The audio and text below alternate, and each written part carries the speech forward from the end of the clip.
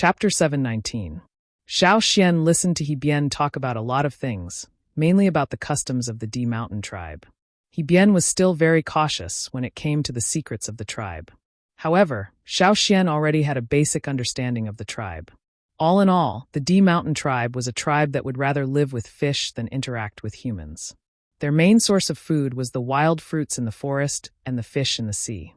Compared to the land and rivers, they preferred the boundless blue ocean. Their understanding of the fish and sea beasts in the sea was much greater than that of the land. They didn't use nets often and rarely made complicated stone tools. They preferred harpoons made from horn stones or the bones and shells of other sea creatures as weapons. Horn stones were the horns that Xiao Xian saw the Di Mountain tribesmen wearing. They were actually a type of animal that lived in the sea. Its shape and material were very suitable for making weapons, so the Di Mountain tribesmen would often look for horn stones when they were catching fish in the sea. Some horn stones were much bigger than a human's body length. What was special about the Di Mountain tribe was that they were good at diving. Perhaps it was because they lived by the sea and their physique, but they were good at swimming and diving. They could dive deeper than other tribes. Even the Ji tribe couldn't compare to them. The sea was the Di Mountain tribesmen's main hunting ground. When Xiao Xian heard He Bian talk about how they hunted in the sea, he felt that the Di Mountain tribe was indeed more suited to the sea. As for the Di fish that Xiao Xian was interested in, He Bian tried to draw it. However, compared to the totem, the fish he drew didn't look like a fish at all. Xiao Xian temporarily gave up on trying to understand what the Di fish looked like from He Bian. However, when He Bian mentioned the Di fish, he had a complicated expression on his face. He wouldn't tell Xiao Xian exactly why. After He Bian left, Xiao Xian chatted with a few of the injured members of the Di Mountain tribe. He casually mentioned the Di fish, but these people were different from He Bian. Their feelings towards the Di fish weren't as complicated as He Bian's. They completely treated the Di fish as their true companions. This was an idea passed down from their ancestors. They had been taught this since they were young. However, there must be another secret behind this, and it must be related to the Di fish. On the other side, Guizhe finished talking to the child in the shell. Because the child said that his condition would be better in the water, Guizhe asked someone to prepare a large stone vat. Ever since pottery became popular in the tribe, stone tools were gradually used less and less. Guizhe asked someone to find an empty stone vat and fill it with river water. Then he asked He Bian and the others to put the child in. Seawater is still different from river water, but having water is good. It's better than being in a shell all the time, Xiao Xian said. Although the child in the shell did not show it, it could be seen that she was in pain. It was impossible for her body to fester without her noticing. He Bian and the others said that when they were still in the Di Mountain tribe, they would dig a big hole and let the sick children stay in it. They would get fresh seawater every day. During this long journey, the shaman thought of putting Diandian in a shell. Before they set off, the shell was filled with seawater, but on the way, the seawater gradually disappeared. With the Di Mountain tribesmen taking care of Diandian, they did not have to worry too much about Yanjiao. Although the Di Mountain tribesmen were anxious, they were still well behaved. How did it go on your side? Xiao Xian asked Guizhe. He briefly told him what he found out from He Bian, but he felt that Guizhe would definitely be able to get more information from the child. That child? Guizhe seemed to have encountered a difficult problem. She is the next shaman of the Di Mountain tribe, if she survives. The child did not hide this from Xiao Xian. Xiao Xian realized that there were many things that He Bian did not know. Perhaps He Bian had noticed it, but he did not know more about it. This was a team that came all the way here to find a cure. It was impossible for everyone to be clueless. That was why there was at least one person in this team who knew the truth. If He Bian, who was the leader of this team, was not that person, then who else had a higher status than He Bian? Now he knew. No wonder He Bian and the others valued that child so much. After all, they were raising her as the next shaman. This was something that Guizhe deeply understood. That child knows her own condition very well. She didn't hide anything from me and told me everything. Just as we guessed, the cause of her illness is the conflict between the two totemic powers in her body, Guizhe said. What is her attitude towards the Di fish? Xiao Xian suddenly asked. That's the strange thing. Xian, tell me, He Bian's attitude towards the Di fish is very complicated. The other Di tribesmen seem to be very close to the Di fish, but when the child talks about the Di fish, her gaze is guarded. Guizhe did not understand this. Because she was familiar with the drumming tribe, she initially thought that the D Mountain tribe was similar to the drumming tribe. The drumming tribesmen also saw crocodiles as their companions. However, none of the drumming tribesmen treated crocodiles differently. She still has many things that she hasn't told us, Xiaoxian said. When we were talking to her, she asked everyone to leave. It seems like there are some things that she doesn't want others to know, including He Bian. Xiaoxian thought for a moment. She's observing and probing. If we don't have a solution, or if we don't want to interfere, she won't say anything else. Guizhe nodded. She asked if we could extract one of the totemic powers from her body. I can't think of a solution for this at the moment. After all, I've never seen anyone with two types of totemic powers. Extract one? Xiaoxian also didn't know how to extract one of the two types of powers from his body. His situation was special too. Other than Yan Jiao's fire seed and totemic power, there was another type of power in his body. However, unlike the D Mountain tribesmen, the two types of powers in his body did not conflict with each other. In fact, most of the time, Yan Jiao's fire seed and totemic power would become more active under the influence of the other type of power. Next time, when you go look for that child, I'll go too. I have some questions for her. Xiaoxian could tell that the child was closer to Guizhe, probably because she was the successor of the shaman. Other than Guizhe, she didn't want to talk to anyone else. Xiaoxian wanted to ask Guizhe to pass the message, but after thinking about it, he decided that it would be better for him to ask her personally. They could totally ignore the D Mountain tribesman's situation, but Xiaoxian was very curious about the cause of the D Mountain tribesmen. Besides Xiaoxian, Guizhe and the two retired shamans also had the same thought. They also wanted to know the cause and the solution. Anything related to the fire seed always piqued the shaman's interest. On this day, Xiaoxian went to the place where the D Mountain tribesmen were settled down. The D Mountain tribesmen treated Guizhe much better than Xiaoxian. This was because the shaman was the absolute leader in the D Mountain tribe. The chief was only secondary. It wasn't rare to see a tribe like this, so Xiaoxian wasn't surprised. When he walked over, he heard laughter coming from inside. The stone vat was placed in the middle of the room, and the large shell was still in its original position. It was open, but there was no longer any water inside. Perhaps it was because the child was soaking in the water, so the smell in the room wasn't as strong as it was on the first day. Just like the first day, the child was wearing clothes made from the skin of a type of sea fish. There were a few fish in the large stone tank that the D Mountain tribesmen had caught in the flaming river themselves. They said it was for the child to play with. What was the most abundant fish in the flaming river? Piranhas. Yes, the toys the D Mountain tribesmen had caught for the child were the famous piranhas in the flaming river. They were the kind that were very active before their teeth were pulled out. The three fish in the vat weren't big. They were about the size of an adult's palm. After all, there was a limit to how big they could fit in the vat. If it were anyone else, they would definitely be attacked by the three piranhas in the vat. No matter how big or small they were born to be vicious. But now, the three piranhas that were so arrogant in the flaming river were like little chicks being chased. They dodged the human's palm, even if the human's palm was much smaller than theirs. The laughter Xiaoxian heard came from the child in the water as she slapped the piranhas in the vat. It seemed like she was very satisfied with this toy. If the Ji tribesmen didn't have the crocodiles to protect them, they might not even be able to do this. However, this child in front of him did it. Xiaoxian wondered if it was because of the child's illness that the piranhas were avoiding her. Or was it because all the D Mountain tribesmen could do this? When she saw Xiaoxian and Guizhe walk in, the child called Dian Dian stopped slapping the fish. The water in the stone vat calmed down, but the three piranhas were still trying their best to stay away. They were practically sticking to the walls of the stone vat. If there was a gap in the wall, they would probably jump out through it. Chapter 720. Seeing Guizhe walk in, the child in the stone tank grinned at Guizhe. However, because her face was also festering, she looked even scarier than the drumming tribesmen when they smiled. Only her eyes were still bright, like the reflection of Yangguang on the surface of the sea. As for Xiaoxian, he was like a backdrop. The child called Dian Dian only glanced at him casually and didn't look at him anymore. She looked at him the same way she looked at everyone else. How do you feel today? Guizhe went over to take a closer look at Dian Dian in the stone tank. I'm much better. Her young voice didn't change because of her illness. If you only heard her voice, you wouldn't think that her illness was so serious. Bien and the others looked at Guize nervously. When the child lowered her head to look at the fish in the stone tank, Guize shook his head at them. Bien and the others' expectant gazes immediately dimmed. They were filled with disappointment and sorrow.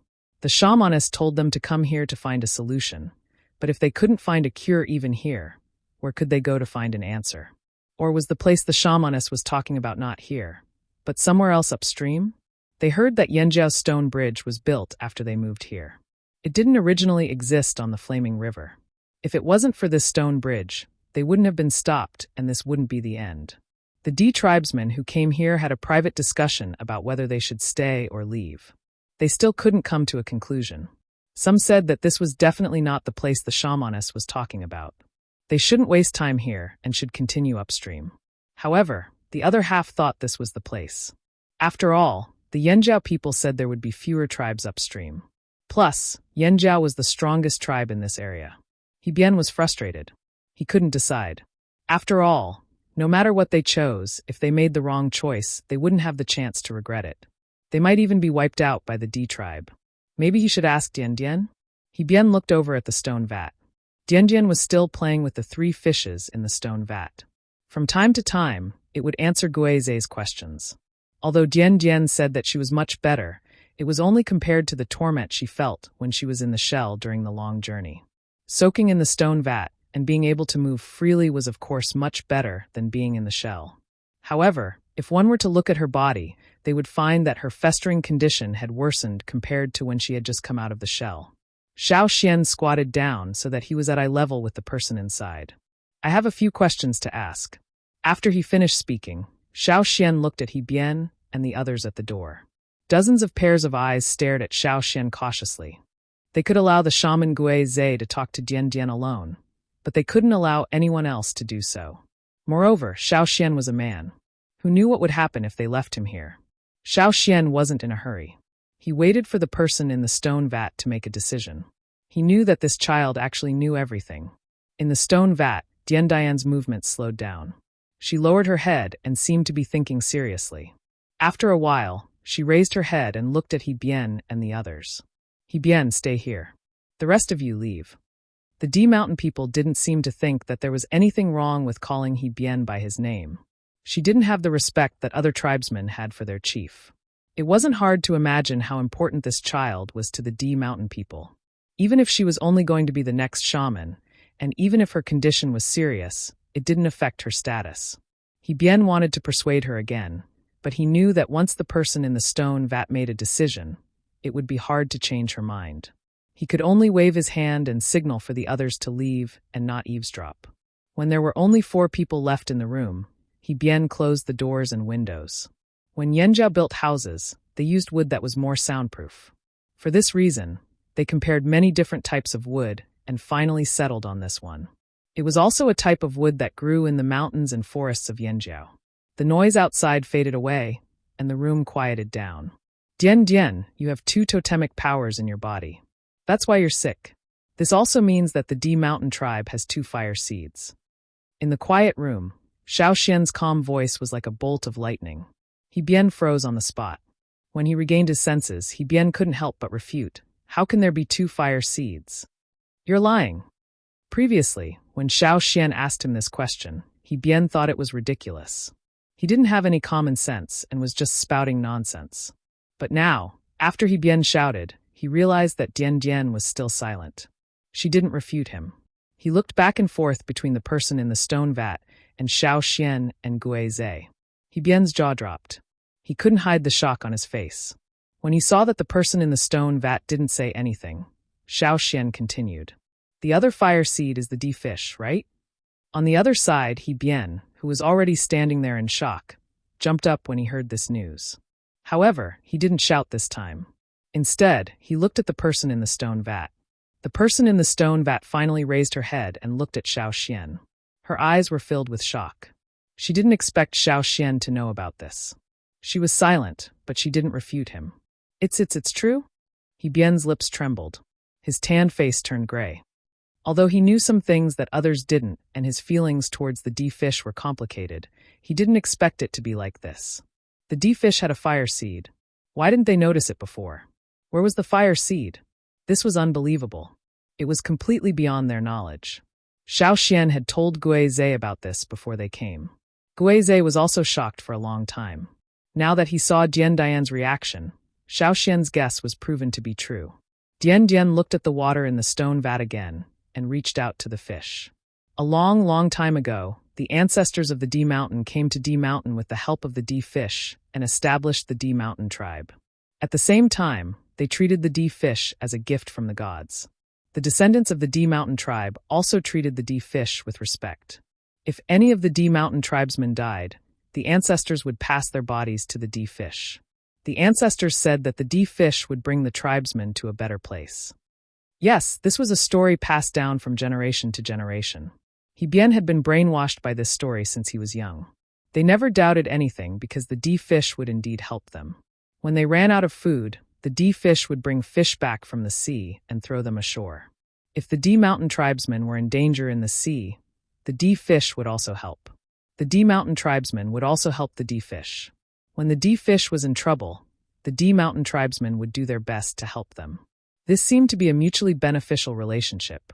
However, after He Bian took over the position of chief, he saw different ideas in the notes of the previous chiefs. Most of the notes were from the last few hundred years. They all had different ideas, but they could be summed up in one sentence. They had to be wary of the D fish. Otherwise, the D Mountain tribe would be wiped out. Actually, a similar illness had appeared in the tribe a long time ago. Perhaps it was at that time that the D Mountain tribe's ancestors felt that something was wrong. However, the only person who knew the key to this was the shamaness. He Bian didn't know why the shamaness kept this from him. Maybe she was suspicious and felt that this idea was disrespectful. Or maybe there were other reasons. After all, the chief wasn't the shamaness. In the D Mountain tribe, a chief like He Bian didn't know much. He didn't know the truth. Now, more and more people were falling sick, but most of the D Mountain tribesmen didn't link this illness to the D fish.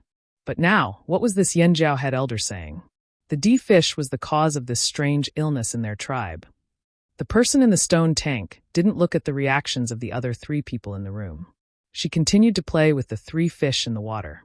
700 years ago, the first person in the D Mountain tribe fell sick. He couldn't be cured, so he jumped into the sea where the D fish lived. However, the D fish pushed him ashore. According to the ancestral notes, the D fish surrounded that person. After they pushed him ashore, they didn't leave for a long time. It wasn't until that person passed away that the D fish took him and sank into the sea. He Bian's eyelids twitched. He had heard these stories before. Every time his elders and the people around him talked about this story, they would express their gratitude and say that the D fish really protected them. Even when they were sick and couldn't see the person's face, they still wouldn't bring them into the sea. The D fish really treated the D Mountain tribesmen well. But now, when he heard Dian Dian talk about it, he felt a chill down his spine. He Bian felt a chill down his spine. The bad feeling was getting stronger and stronger. After that, the same illness would appear in the tribe every few decades. The children who had just awakened their totemic powers couldn't be cured and died soon after. The longest they could live was 2 years. Later on, the illness appeared more frequently and more people fell sick. This time it reached its peak. The shamaness said that the D fish had started to act. Their fire seed was strong enough. Why didn't they kill them when they knew the cause? Kill them. He Bian was agitated. The muscles on his face were trembling. His eyes were filled with hatred and madness. His expression was ferocious. It's too late. It's hard to separate the 2 fire seeds now. If we act rashly, the D fish might attack us. After all, the D fish can come ashore.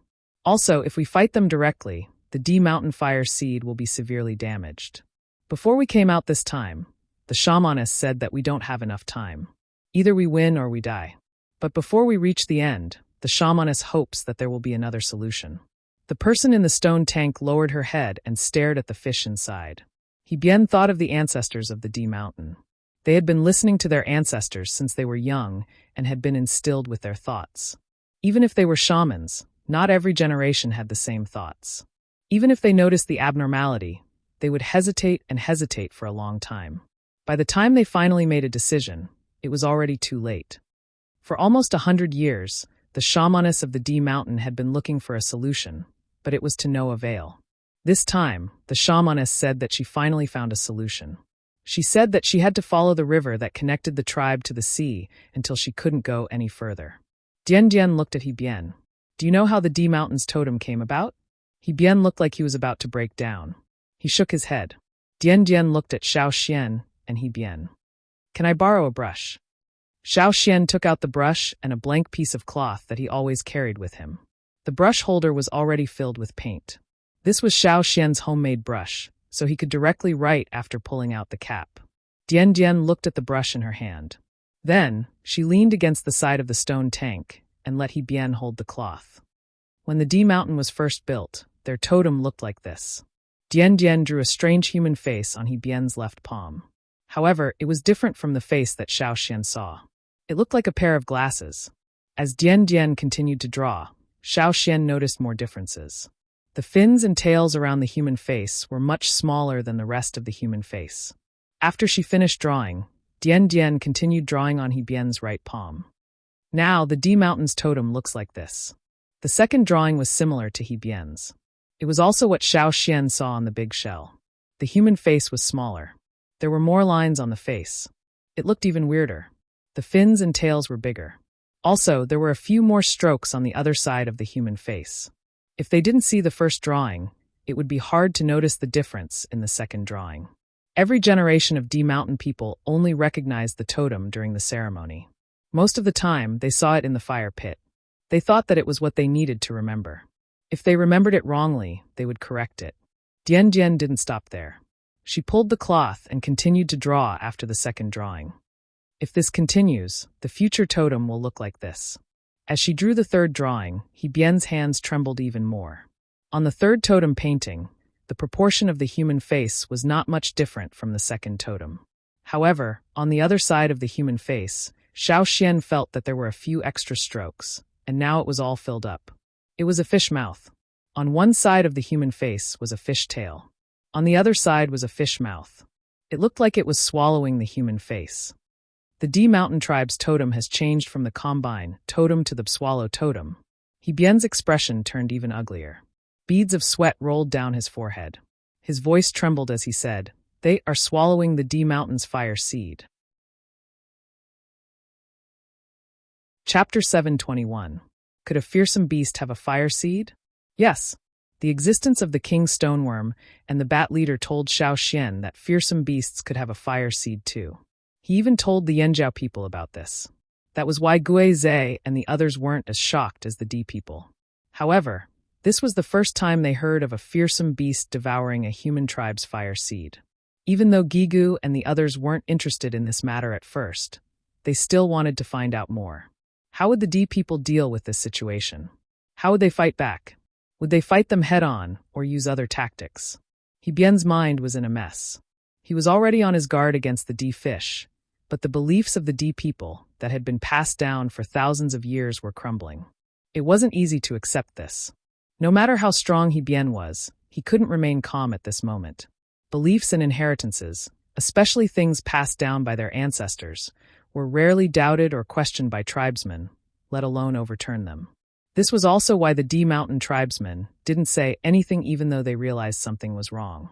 In the world of the tribesmen, it was too difficult to make a decision like this. It wasn't easy to make the Yanjiao people doubt their ancestors. Xiao Xian once joked that if Yanjiao's ancestors said there was only one moon in the sky, the Yanjiao people would believe them too. Seeing is believing? Most of the time, seeing was believing, but it was not necessarily more effective than believing in their ancestors. This was the tribesmen. Even if something was right, it still needed time to be accepted. It was during this process that the D Mountain people encountered all kinds of difficulties and ended up in their current state. How can there be two rulers in one place at the same time? The child in the stone vat said with a hint of sarcasm. In the beginning, the ancestors of D Mountain probably wanted to coexist with the D fish. However, time had proven that they were too naive. Even if they were just fish, they were fish that possessed the power of the fire seed. Fearsome beasts weren't necessarily stupid. They could even be more cunning, smarter, more ambitious, and more far-sighted than humans. Now they were constantly eating away at D Mountain's fire seed. The cost of fusing two different types of fire seeds was too great. Time and the lives of generations of tribesmen were not something that most tribes were willing to pay. If they had the energy, they would rather expand their territory and snatch resources. However, those fishes did it. As they gradually devoured the power that did not belong to them, they fused it for their own use. Then what should we do? Bien's lips trembled. He didn't know if it was out of fear or hatred. He hated that the D fish would do something like this. He was afraid that their tribe would disappear from this world. In the tribesmen's minds, if their fire seed was taken away, they would be gone. Dien, what should we do? If we can't find a solution here, should we continue marching up the flaming river? Bien asked anxiously. There's no need to go upstream. Dien continued to play with the piranhas in the stone tank. Her voice was calm. If we can't find a solution here in Yanjiao, then we'll go back. Go back. What about you? You. Bien stared at the person in the stone tank. He couldn't finish his sentence. The person in the stone tank looked up at Bien. There wasn't much emotion in her eyes. She looked cold and determined. Go back. I'll carve something on the shell.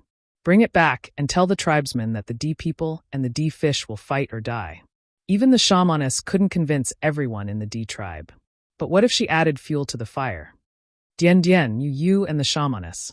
Bien stared blankly at the person in the stone tank. He wasn't stupid. Compared to the others, he was much smarter. Bien wasn't outstanding in the D tribe. He was even naughty and mischievous when he was young. However, the shamaness chose him to be the chief because he wasn't dumb. He knew how to think on his own and had his own standards. He might not be able to do what the shamaness wanted him to do, but compared to the others, he was the best choice. Perhaps the shamaness had already expected this day to come when she chose the chief. The shamaness said that we'll find a solution if we follow the flaming river upstream. Is this true? Bien's voice trembled even more. Dien, who was in the stone vat, revealed a rare look of surprise. Then she revealed a smile. The smile could no longer be seen on her face because of the festering, but the smile in her eyes was obvious. Dien thought to herself that the shamaness had chosen the right person. It was already rare for her to think this far. Seeing Dian's reaction, Bien's entire body started to tremble. If there really wasn't a solution, the shamaness did say that there was a solution. It's true, but we're not sure. That's why we have another choice. The first half of Dian's words made Bien sigh in relief, but the second half was like a death sentence. Bien had already guessed what the other choice was. Dien probably didn't want to come back alive this time. That was why she was so calm. This was related to the survival of the tribe. They couldn't place all their hopes on one path. If they couldn't find a way out of this, they had to prepare another path. The other path was also their last chance. They could only fight. However, if they really fought, the D fish wouldn't hold back. They grew up eating D people. Even if they only ate dead people, they were still D people. What should the D mountain tribe do when faced with the ferocious D fish? Their fire seed was already trapped there by the D fish's fire seed. They couldn't move. If they really fought, how could the D mountain tribe win if they still had their hands tied? Most of the time, changing one's mind required time and blood. The latter could cause a greater impact in a short period of time, especially when it was something deeply ingrained in the tribesmen's minds. If they didn't pay the price, they would never be able to wake them up. The people who brought Dien out were all chosen by the shamaness. They were trustworthy. If there wasn't a solution, then Dien wouldn't be able to hold on for much longer. When they returned, she would only be a corpse. Bien and the others would bring Dian's corpse back. They would also bring Dian's words on the shell to the tribesmen. That was the solution. Perhaps this would shake the stubborn tribesmen's minds. They wouldn't be a burden to their comrades in battle. Dian's status in the D mountain tribe was very high. Perhaps she was second only to the shamaness. Because of this, her words would definitely change some people's minds. This was a typical shamaness. She always liked to solve problems through thoughts, knowledge, and beliefs. Bien was already choking on his sobs. He didn't know what to say, but when he was agitated, his accent came out. Xiao Xian couldn't understand what he meant. The atmosphere in the room was heavy. Cough. Xiao Xian broke the heavy silence. I don't know how to extract the other totemic power. These two powers are already very tightly entangled. You can feel it yourself. It's extremely difficult to do. If you try to force it, it might even endanger your life. However, have you tried swallowing the D fish's fire seed instead? Chapter 722. As soon as Xiao Xian said this, He Bian, who had been mumbling to himself, looked at him as if he was an idiot. Of course, they had thought about devouring the D Mountain Tribe's fire seed. However, how many years had passed since the D Mountain Tribe's fire seed was devoured? How many generations had it been since the D Mountain Tribe's fire seed was devoured? Did they even have the time? I'm not saying what you think. Xiao Xian explained. Of course, I know that devouring and merging with the D Mountain Tribe's fire seed takes a long time. However, what I'm trying to say is that you can take the fire seed that belongs to you into your own body first. Then, you can slowly fight with the D Mountain Tribe's fire seed. Take it into our own body. He Bian didn't understand what Xiao Xian meant. Even Dian Dian, who was playing with her fish, looked at Xiao Xian curiously. Guizhe understood what Xiao Xian meant when he heard Xiao Xian's words. That's right. Although this method isn't completely safe, it's much better than what you just said. According to what you said, there are actually two types of fire seeds in the D Mountain Tribe's fire pond. It's just that the two types of fire seeds are mixed together. Many of you can't tell the difference. After all, the D Mountain Tribe's fire seed was able to grow to its current size because it devoured the D Mountain Tribe's fire seed. Therefore, it's understandable that you can't tell the difference. However, even if it's hard to tell, they are still two different types of fire seeds. You can use the parts that haven't been devoured to stop the D Mountain Tribe from devouring them. Xiao Xian saw that He Bian and Dian Dian were listening to him, so he continued. The two types of fire seeds are mixed together in the fire pond. If you want to move them, it's not up to you to decide. Unless both sides agree, the D Mountain Tribe will definitely not agree. This means that you won't be able to move your fire seed in the short term. Instead of fighting right now, why don't you merge the fire seed that still belongs to the D Mountain Tribe into your own body? That way, the D Mountain Tribe won't be able to snatch it away from you. Also, a totemic warrior who has merged with a fire seed will still be stronger than a totemic warrior who hasn't merged with a fire seed. Fire seed fuse into our bodies? To He Bian and Dian Dian, this kind of saying was rather novel, and they didn't even think about it. Actually, you should be able to sense that Yanjiao doesn't have a primitive fire seed, Xiao Xian said. He Bian only realized now because he was worried about his tribe and Dian Dian, so he didn't pay much attention to it. The D tribesmen didn't interact with the outside world on a daily basis. Even when they traveled up the flaming river, they tried their best to avoid other people. They had forgotten what it felt like to be rejected by fire seeds from different tribes. Even though Dian Dian was being trained as the next shaman, her experience was limited. She had never experienced the intense rejection of the fire seed. What she knew was limited to the theoretical knowledge taught by the shaman. Now that Xiao Xian mentioned it, she remembered that there was indeed such a thing. Primordial fire seed? Dian Dian caught hold of this term for the first time. Yes.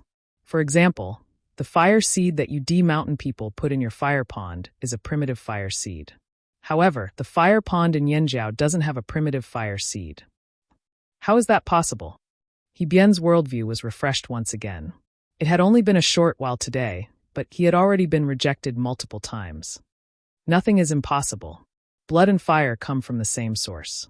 Now, many tribes on this mainland have merged with a primitive fire seed. The big tribes have already done so, and the small and medium tribes are following closely behind. The D Mountain people don't interact with the outside world and live far away, so you don't know about this. This isn't news anymore. If you don't believe me, you can go to the Flaming River trading point and ask around. On the other side of the stone bridge, there is a large trading point built by Yanjiao. He Bian's jaw dropped. He didn't know how to react. However, he knew that the Yanjiao head elder's words were probably true. The D Mountain people didn't like to interact with other tribes and lived in a remote area.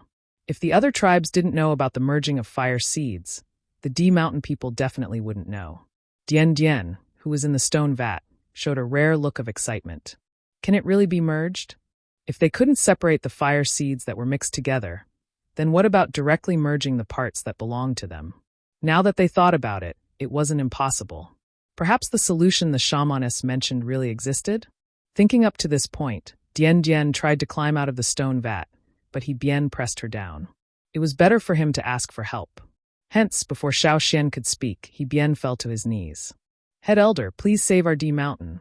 Before this, He Bian had already told Gigu that as long as they could help the D Mountain people, they would do their best to help. Even if it was a rare treasure at the bottom of the sea, they would do their best to find it. Get up first. I'm not done talking, Xiao Xian said helplessly. Oh. He Bian got up and leaned against the stone vat. He looked straight at Xiao Xian and waited for Xiao Xian to continue. When Xiao Xian was done, he would continue begging. As long as he could get Yanjiao to help, begging didn't matter. So what if he lost face? It didn't matter. What I want to add is that the D Mountain people's situation is special. We can't predict what will happen during the merging process. Even without your complicated situation, the merging process is still very risky.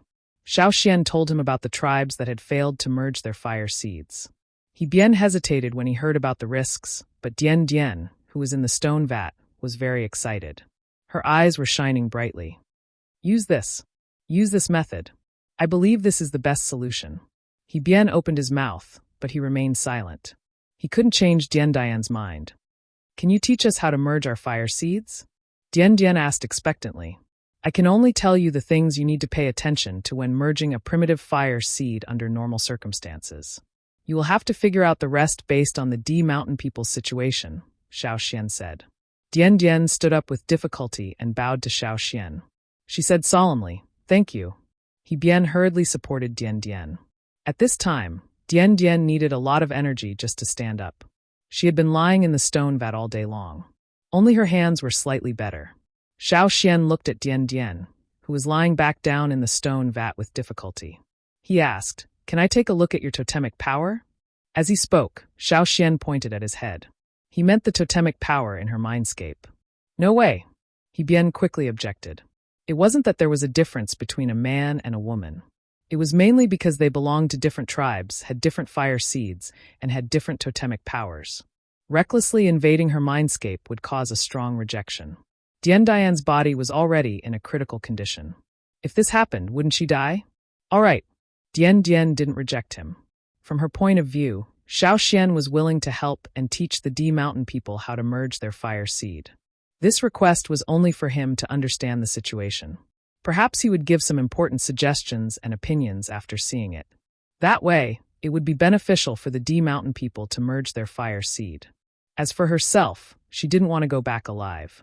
She was already satisfied if she could contribute more to the tribe before she died. He Bian was so excited that he wanted to speak to the D Mountain people again. However, he was stopped by Dian Dian's words. He could only squat at the side with a bitter expression. He looked at Xiao Xian nervously. Xiao Xian walked over and asked, Are you ready? I'm ready. Dian Dian was very calm. Gui Zhe consciously took a few steps back and tried to distance himself from her. She had the aura of the Yanjiao fire seed on her. If he got too close, it would affect her. When he saw Gui Zhe move, He Bian thought that he had to do it. He also retreated to the door and stood guard. Gui Zhe wanted to tell He Bian that Xiao Xian was a special case in Yanjiao. He wouldn't be rejected by the fire seed. She had to stay away from him because of her fire seed. However, as a D Mountain person, he didn't have to stay so far away. However, when he saw how nervous He Bian was, he didn't say anything. He Bian leaned against the door and clenched his fists. He stared at the Yanjiao elder without blinking. He saw the Yanjiao elder raise a finger and place it between Dian Dian's eyebrows. Dian Dian was also paying attention to the situation in her mindscape. The D Mountain totem was the same as the second drawing she made. On the other side of the human face, there were some new things. However, the fish mouth hadn't formed yet. The fish mouth hadn't completely swallowed the human face yet. At first glance, the flames around the totem looked normal. They were all blue. However, only Dian Dian knew that there were two different types of flames mixed together. Moreover, the D fish's flames were the majority. They were even surrounding her. Otherwise, her condition wouldn't be so serious. However, the D Mountain's flames were also fighting back. It was just that they were inside the flames, so it wasn't obvious. At this moment, a ball of white flames appeared in Dian Dian's mindscape. When this ball of white flames appeared, the totem flames that were fighting fiercely suddenly calmed down. It was as if they were fighting and suddenly saw an outsider. They were so scared that they stopped fighting. Dian Dian's condition worsened because the two types of flames in the totem flames were fighting. Therefore, when the battle stopped, Dian Dian felt her body relax. The festering pain was still there, but it was much fainter. She didn't show any signs of pain. He Bian's anxious heart finally relaxed a little. Xiao Xian saw the totem in Dian Dian's mindscape. The D Mountain's totem flames were blue. They looked like seawater when they surged. The totem was very clear. He could see the fish mouth that hadn't formed yet. This meant that Dian Dian wasn't exaggerating. The totem flames looked like they only had one color, but Xiao Xian could clearly tell the difference. He knew which flames belonged to the D fish and which belonged to the D tribesman. They were both blue, but in Xiao Xian's eyes they were black and white. The situation wasn't good. The D fish's flames had already surrounded the D tribesman's flames. On the surface, only a small portion of the D tribesman's flames could be seen struggling. At this moment, Xiao Xian had a feeling that he could help. The ball of white flames flew towards the totem flames, but Dian Dian didn't feel any resistance. This surprised her. This was completely different from what the shaman had taught her. The ball of white flames approached the human-faced fish totem and entered the flames. It was like a bright sword that cut through the chaotic darkness. The D tribesman's totem flames that had been surrounded by the totem flames took this opportunity to rush out. Chapter 723. The D fish's flames, which were originally attacking Dian Dian's mindscape and trying to devour the totemic flames, started to crack wider and wider. The D tribe's totemic flames were like warriors who saw the light at the end of the tunnel. They tried their best to break free. The battle started again, and this time, it was even more intense than before. Dian Dian had just started to feel better when a sharp pain came from her festering wound. It spread throughout her body, but she clenched her teeth and didn't scream. Was it because of the fire seed's rejection? No, it wasn't because of the fire seed's rejection. That ball of flames wasn't the reason for all this. Her condition worsened because the two totemic powers in her body started to fight again. In the D tribe, the difference between those who were sick and those who weren't sick, no, those who were seriously ill and those who weren't, was that the two totemic powers in the former couldn't coexist and were fighting against each other like Dian Dian. The latter, on the other hand, were still in a stable condition, like He Bian and the others. Right now, the two totemic powers were fighting against each other, causing her condition to worsen. However, they weren't pushing her towards death. Instead, they were fighting back. They were fighting to keep Dian Dian away from death. He Bian, who had been staring at Dian Dian nervously, wanted to go closer when he saw Dian Dian in pain. However, Guizhe stopped him. Don't panic. It's not a bad thing. He Bian couldn't feel it, but Guizhe, as a shaman, could clearly feel that the D tribe's totemic flames were growing stronger. It's not a bad thing, but Dian Dian doesn't look like she's fine. He Bian panicked. If it wasn't for the fact that they had to merge their fire seed, he would have probably rushed up and attacked Xiao Xian. Wait there, Dian Dian suddenly said. Her voice was suppressed as if she was in extreme pain. However, she was determined and didn't allow He Bian to refute her. Hence, He Bian could only continue to stand there, anxious and uneasy. He kept staring at Dian Dian, afraid that something might happen. With Dian Dian's current condition, if she couldn't be treated, she would die in about 10 days. However, she still had 10 days. Every day counted. Could she not even last 10 days? However, no matter how anxious He Bian was, he couldn't go against Dian Dian's decision. After Dian Dian shouted, she didn't have time to pay attention to He Bian anymore. Right now, in Dian Dian's mindscape, the two totemic flames were fighting fiercely. What Dian Dian found strange was that the D tribe's totemic power in her body was much stronger than before. Other than when she first awakened, she had never felt such active totemic power. Ever since she had awakened, her totemic power had always been weak. She had been forced back by the D fish's totemic flames. But now, she was like a terminally ill person who had suddenly returned to her peak state. She was getting stronger and stronger as she fought. It was simply unbelievable. There was another thing that surprised Dian Dian, and that was the ball of white flames in her sea of consciousness. The ball of white flames was right beside her, but even though the D tribes and the D fish's flames were fighting fiercely, none of them attacked that ball of white flames. Logically speaking, if a power that didn't belong to her tribe entered her body, she would be strongly rejected. Just like the battle in her mindscape, that ball of white flames was also from another tribe, but it didn't reject her. On the contrary, Dian Dian even felt that when this ball of white flames existed, the totemic flames in her mindscape became more active. However, she didn't have the energy to pay attention to that ball of white flames right now. She focused all her energy on fighting back. The D tribe's totemic flames in her mindscape were one with Dien Dien. Dien Dian's thoughts could also affect the totemic flames. Ever since her illness had acted up, every time Dien Dien tried to use her totemic power, she would feel more and more pain. But this time, Dien Dien didn't care anymore. If she didn't fight, she would die. She might as well fight. As her totemic power increased again, the totemic patterns under her festering skin were no longer obvious. They were even hard to notice because they were covered by her wounds. However, some brown blood started to seep out of her festering wounds. This kind of scene had happened before. Every time he had a serious illness, this kind of situation would occur. However, compared to the past, the bleeding rate now was much faster. In the stone vat, the clear water at the bottom of the vat started to turn murky. Not only was the color of the water changing, but there were also small pieces of flesh falling off the festering wounds in the water. The 3 piranhas in the stone vat started to jump around like headless flies the moment the blood started to seep out of the vat. They banged against the walls of the stone vat, making loud banging sounds. Soon, the banging sounds became softer and softer. The time between banging sounds also became longer and longer until there were no more banging sounds. Bien craned his neck and looked into the vat. All he saw were 3 fishes with their bellies turned up on the surface of the stone vat. Their blood-red eyes were wide open, and he could even see their fine teeth in their open mouths. Did they die just like that? Xiao Xian could feel the 2 powers in Dien Dian's body fighting against each other. He wanted to retreat and leave the battlefield, but the moment he did so, the D tribe's totemic flame in Dien Dian's mindscape became weak. When Xiao Xian brought the white flame closer, the D tribe's totemic flame became active again. After this happened twice, Xiao Xian knew that the white flame could make the totemic flame more active, and the totemic power would become stronger as well. The white flame came from another power in Xiao Xian's body. It was the light shield that enveloped the totemic flame. Its power was similar to the fire seed, but it was never rejected by another tribe's fire seed. This had happened in the drumming tribe, rain tribe, and other tribes before.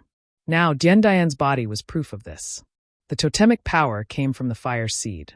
If the fire seed didn't reject this power, the totemic power wouldn't reject it either.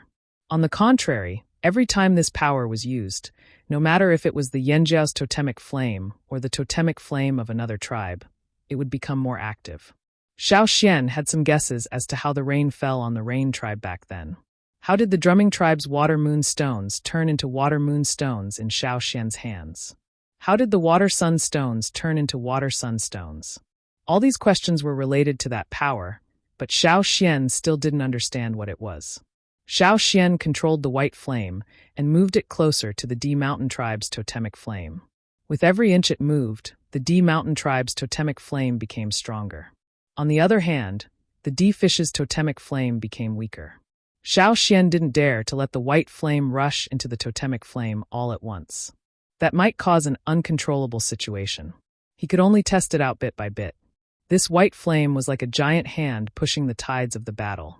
Under this push, the D mountain tribe's totemic flame started to fight back. As Xiao Xian pushed the white flame forward, the D mountain tribe's totemic flame also started to change. Retreat, Dien Dien suddenly said. She didn't want Xiao Xian to immediately retract the white flame. Instead, she wanted Xiao Xian to move the white flame away from the D mountain tribe's totemic flame. Now, the D mountain tribe's totemic flame wanted to play a game of cat and mouse. No, it should be said that this was Dien Dian's own plan. The D fish wanted to swallow her totemic flame, but now, with Xiao Xian's intervention, the situation had changed. Dien Dien decided to use the same method on the D fish's totemic flame. Xiao Xian could even feel the D mountain tribe's totemic flame in Dien Dian's mindscape. It was filled with anger and killing intent. The D mountain tribe's totemic flame wrapped around the D fish's totemic flame. Swallow. The D fish's totemic flame wanted to fight back, but the D mountain tribe's totemic flame was too strong. It didn't give the D fish any chance to escape. The D fish's totemic flame was like a predator that swallowed its prey whole. Xiao Xian didn't leave immediately. Instead, he continued to wait at the side. He waited for the D mountain tribe's totemic flame to strengthen until the situation was irreversible. At the same time, Xiao Xian realized that the totemic flame in Dien Dian's mindscape was changing. The D tribe and the D fish shared the same totemic flame because of the conflict between their fire seeds. Whoever had the upper hand would have the totemic flame tilted towards them. At this moment, on the human face, the two simple lines that represented the eyes started to thicken in the middle. It was as if the closed eyes were opening. The human face started to grow bigger. The fins around the human face started to sway, and the fish tail started to sway as well. Amidst the flames, the totemic flame, which was originally a fish swallowing a human face, started to change back to its original form. The human face grew bigger, and the fins started to shrink. The fish mouth started to appear on the other side of the human face, and it slowly disappeared like a weathered stone. The process of swallowing might take a long time, but the totemic flame was changing at a speed visible to the naked eye. The swallowing process was accelerating. The D fish's totemic flame was taking back the power it had stolen from the D tribe. Chapter 724.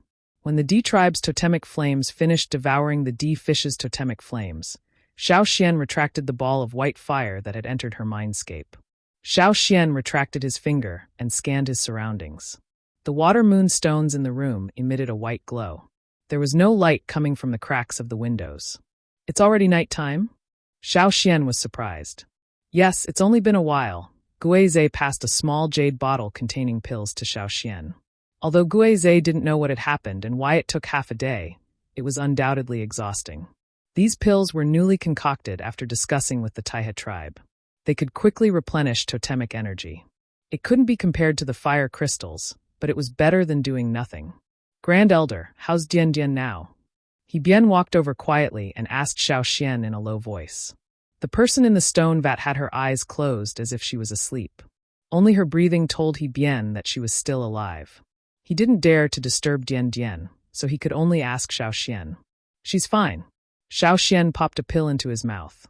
Although he was only a bystander, maintaining that ball of fire had consumed a lot of energy. She's fine? What do you mean? He Bian asked in a daze. If everything goes well, she should be able to recover for the time being. They didn't know what would happen to the D tribe and the D fish's fire seed in the future, so they could only talk about the current situation. After all, Dian Dian was the only one who changed. Even if she could recover, if they lost the battle for the fire seed, she wouldn't have a good ending.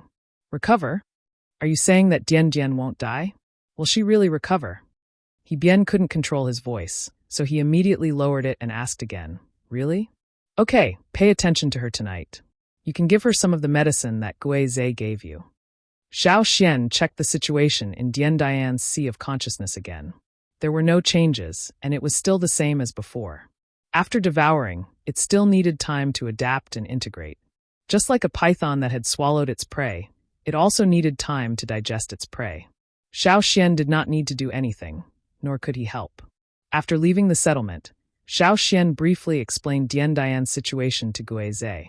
While Guizhe was amazed at Xiao Xian's ability, which was different from other Yanjiao people, he thought, it seems that since the totem has changed, it should be fine. However, Dian Dian is the only one who changed. The rest of the D people are still the same. Will they continue merging their fire seeds? It should be. Otherwise, there's no way to solve it. On the other side, after Xiao Xian and Guizhe left, He Bian found two people he trusted the most to take turns looking after the stone vat while the others stood guard outside. Inside the room, the light from the water moon stone allowed He Bian to see the situation in the stone vat clearly. Dian Dian's body was no longer bleeding. Most of her festering flesh had fallen off, and the water in the stone vat had changed color. It was also murky. The D people liked water, but they didn't like murky water. That was why He Bian carefully scooped the water out of the stone vat bit by bit. He also scooped out the 3 dead fish. Otherwise, they would rot and stink. Then he scooped in new water. He tried his best to be as gentle as possible and not make any noise. He was afraid that it would affect Dian Dian's recovery. After changing the water, He Bian and another warrior carried the dirty water out.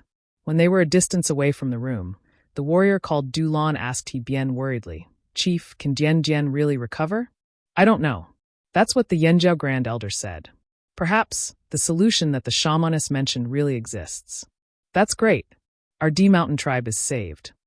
Looking at Du Lan's excited expression, He Bian had some things he wanted to say. However, he didn't dare to say anything. He had to wait for Dian Dian to wake up before making a decision. After all, the impact of what had happened was too great. Time passed by with Bien's heavy heart. Bien didn't sleep that night. The other D tribesmen didn't sleep either. They said that they would take turns to guard the place, but no one could fall asleep at a time like this. The 2 moons had disappeared, and the sun was starting to shine its light on the earth. He gently opened the window, and Yangguang's light shone in. The water moon stone in the room was no longer needed. Bien put away the water moon stone and looked at the stone vat. Most of Dian Dian's body was submerged in the water. Only the part above her nose was exposed. Her breathing wasn't heavy, but it was long and steady. She didn't look weak at all. Also, Bien could feel that Dian Dian's life force had become stronger. It was much better than when they first arrived. Bien didn't know if it was because of the sun shining on Yangguang or because of what he discovered, but his gloomy mood suddenly brightened up a little. Although the water in the stone vat had been changed, it had become murky again after a night. Her festering skin kept peeling off. Bien didn't know how Dian was doing, but judging from the fact that half of her head was above the water, she should be much better. At least the festering on her face had lessened. Although he couldn't see her original appearance, he could tell that her condition was improving. Bien elbowed Dulan and the others beside him and said softly, "Go get some water." The water in the stone vat needed to be changed again. The D tribesmen still loved cleanliness. It was just that the conditions on their way here didn't allow them to do so, so they looked like they were in a mess. However, they could tolerate it, but they couldn't bear to see Dian suffer. She was the next shaman. The shaman was the core of the tribesmen. Bien was about to get up and get some water when he heard the sound of water coming from the stone vat. He quickly looked over. Dian, who had her eyes closed as if she was sleeping, finally opened her eyes. There was even a hint of surprise in her eyes. Dian understood her own body's condition, so she could obviously feel that her pain had lessened greatly. Her body was much lighter now, and her weakened totemic power was much stronger after a night of fighting and devouring. After awakening, Dian could feel the power of a totemic warrior once again. Of course, this was something to be happy about. However, Dian soon noticed that something was wrong. Bien and the others wanted to ask her something, but they saw the joy in Dian Dian's eyes turn into confusion, and then into shock. A childish scream came from the room, followed by the sound of water splashing and panicking. Bien rushed out of his tent and ran to find Xiao. He didn't know where Xiao lived, so he could only ask the Yanjiao people around him. When he asked, his voice was trembling, and he even had an accent. The Yanjiao warriors listened a few times before they heard him say, "Great Elder." When Xiao saw Bien, he had just stepped out of the door when he heard someone calling him. He looked up and saw a figure running towards him like the wind. Then, with a plop, the figure knelt in front of him. "It's early in the morning. You don't have to be so formal," Xiao said. No. Bien's legs were weak. He was too frightened. When he ran over, he had already tripped twice. One of the times, he even rolled quite a distance. The Yanjiao people who saw this scene started to wonder if the D tribe had trouble walking. Bien was shocked and anxious. He couldn't explain himself clearly. After he got up, he immediately dragged Xiao towards the tent. When Xiao saw Bien like this, he knew that something must have happened to Dian. He sent someone to inform Gui Zhe and Gigu. Then he followed Bien to the tent. He wouldn't understand if Bien explained himself, so he had to go and see for himself. When they arrived at the tent, Xiao saw more than 20 D warriors waiting outside. Every one of them looked anxious. Some of them didn't know what to do, and some of them just stood there in a daze. It was as if they were too frightened. One of them wanted to drink water from the water tank outside to calm himself down. However, before he could bring the water to his mouth, he shook it off. The water in the ladle splashed out as his arm shook, but that D tribesman didn't seem to notice it. He continued to bring the ladle to his mouth. As they walked into the tent and towards the stone tank, Xiao saw more than 10 D tribesmen standing there in a daze. He couldn't help but frown. What happened?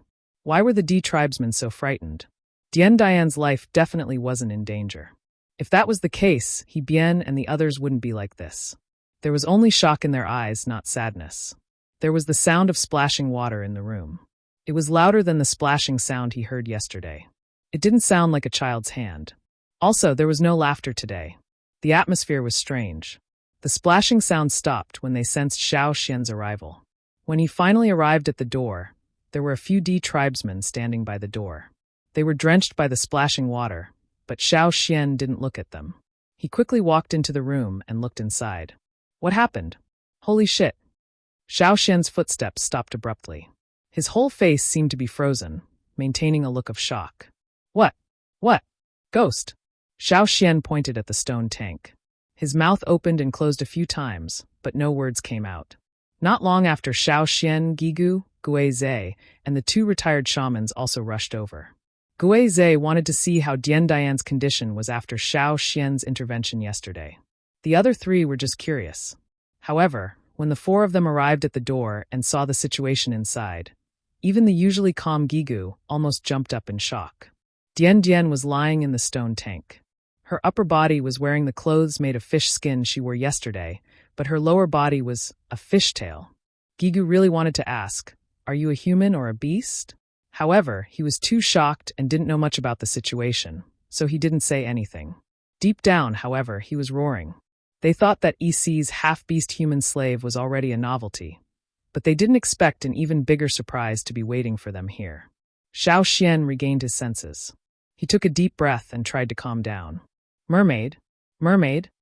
Dian Dian could face death calmly in the stone tank, but now, she was like a child. Her eyes were red, and she almost burst into tears. She had only swallowed a portion of the D-fish's energy. How did she end up like this?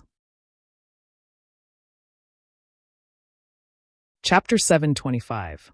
Xiao Xian didn't expect to see something like this. The D-Mountain tribe doesn't react like this when you use your totemic power, right? Xiao Xian asked. No, definitely not. He Bian shook his head vehemently. The D-Mountain tribe had never seen anything like this before. They had never seen anything like this in their ancestors' records. At least, they hadn't seen anything like this in the records that had been passed down. Otherwise, they wouldn't be so scared. They often interacted with fish, but they never thought that they would really become fish one day. This is strange. After Xiao Xian calmed down, he walked closer to the stone vat to take a closer look. Dian Dian had completely lost her cool. She didn't know what to say. She could only wave her fishtail that shouldn't exist helplessly, as if she was trying to make sure that this wasn't a dream. The slapping sound that Xiao Xian heard before he entered the room was the sound of Dian Dian's tail swinging. The water in the stone vat had also been flung out. There were water stains all over the room. Everyone who was guarding the room was drenched as well. But at this moment, no one cared about wiping the water off. They just stood there in a daze, not knowing what to do. Let me take a look at your totemic power, Xiao Xian said. Dian Dian didn't reject him. She looked at Xiao Xian expectantly, hoping that Xiao Xian would be able to find the reason. Xiao Xian reached out his hand and placed it between Dian Dian's eyebrows. A white ball of fire entered her mindscape. The D-Mountain tribe's totemic power had stabilized. There weren't any changes for the time being. It remained the same as when Xiao Xian left yesterday. The human face was very obvious in the totemic power. There was no fish mouth, and the fins were much smaller. That was why the human face and the fish body were the most obvious parts of the totemic power. Some of the lines on the human face had already disappeared. The eyes were slightly open, and the fishtail swayed along with the totemic flames around it. From the appearance of the totemic flames, it was obvious that Dian Dian's totemic power was very active. Try retracting your totemic power, Xiao Xian said. I can't take it back. I can't control it. This was also Dian Dian's dilemma. Since the beginning of the devouring yesterday, the totemic power had been released, and it had been active all the time. Dian Dian herself had not been able to control the changes of the totemic power. This time, even Xiao Xian was confused. After all, the D-Mountain tribe's situation was unique. He couldn't use common sense to judge them. If one only looked at the totems and totem flames in the sea of consciousness, it should be in Dian Dian's favor, and this favorable situation was very stable. Finding nothing unusual, Xiao Xian retracted his finger and asked, How do you feel now? Not so good. Dian Dian swung its fishtail and slapped the stone vat loudly. Anyone who had been a person for so many years would not feel good if they suddenly became like this one day. That's not what I'm asking. I'm asking if you're getting better. Does your body feel strong? The slapping sound of her fishtail suddenly stopped. Because of the shock early in the morning, Dian Dian hadn't been able to calm down and check her body carefully. She only knew that the devouring was successful. However, after hearing Xiao Xian's question, Dian Dian's expression changed. She started to check her body's condition carefully. No one knew her better than her. The illness caused by the conflict between the two opposing forces was gone. Now, Dian Dian only had the totemic power of the D Mountain tribe in her body. Although the devouring power hadn't completely merged with the totemic power, this situation wouldn't change for the time being. It meant that her illness had been resolved at the source. Her illness was really resolved, but it brought about another problem. Her body was full of energy, just like when she had just woken up. She felt that if she dived into the sea now, she could dive to a deeper place and return unscathed. If she ignored the changes in her body, she would be very excited right now. I feel great. I want to swim in the sea, said Dian Dian. Hearing this, He Bian and the others finally felt a little comforted. No matter how scary the changes were, at least her illness was cured. She wouldn't have to die. Actually, you can try, said Xiaoxian. Whether the changes in your body are good or bad, you will know better when you move. We don't have an ocean here, but there is a man-made lake in the tribe. You can swim there. No matter how big the stone tank was, it couldn't move freely. Dian Dian agreed. As long as she moved freely, she would know the changes in her body. But, I want to swim in the water, but I don't want to go to the lake. I want to go to the river in front. Dian Dian's eyes suddenly shone brightly. She was muddle-headed just now. She was too frightened and didn't understand. Actually, being alive was already the best thing that could happen to her. So what if this change was shocking?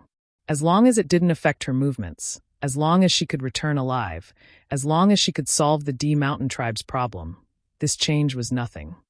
The river in front? You want to swim in the flaming river? Asked Xiaoxian. Yes.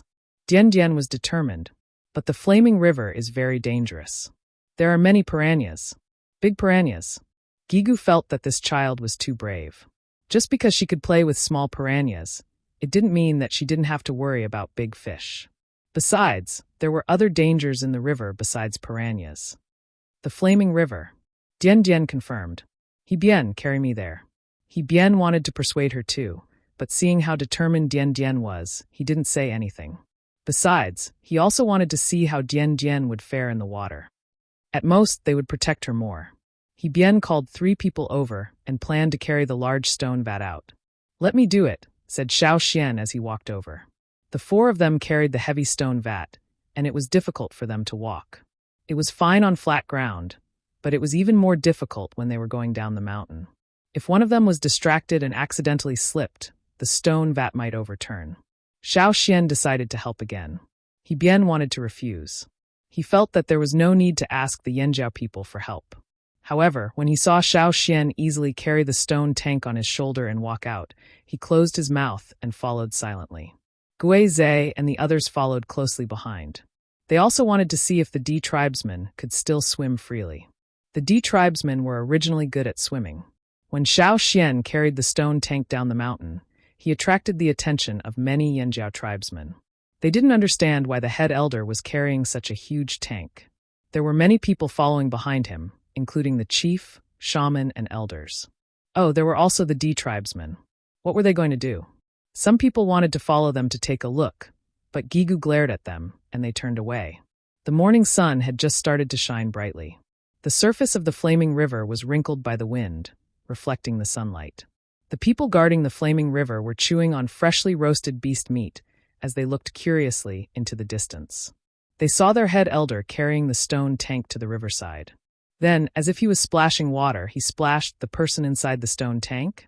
Splashed it out. As Xiaoxian moved, a figure flew out, drew an arc in the air, and jumped into the flaming river. Splat! The roasted meat in the mouth of the Yanjiao warrior guarding the riverside fell to the ground, but he didn't pick it up. Instead, he stared at the river. Did they see wrongly just now?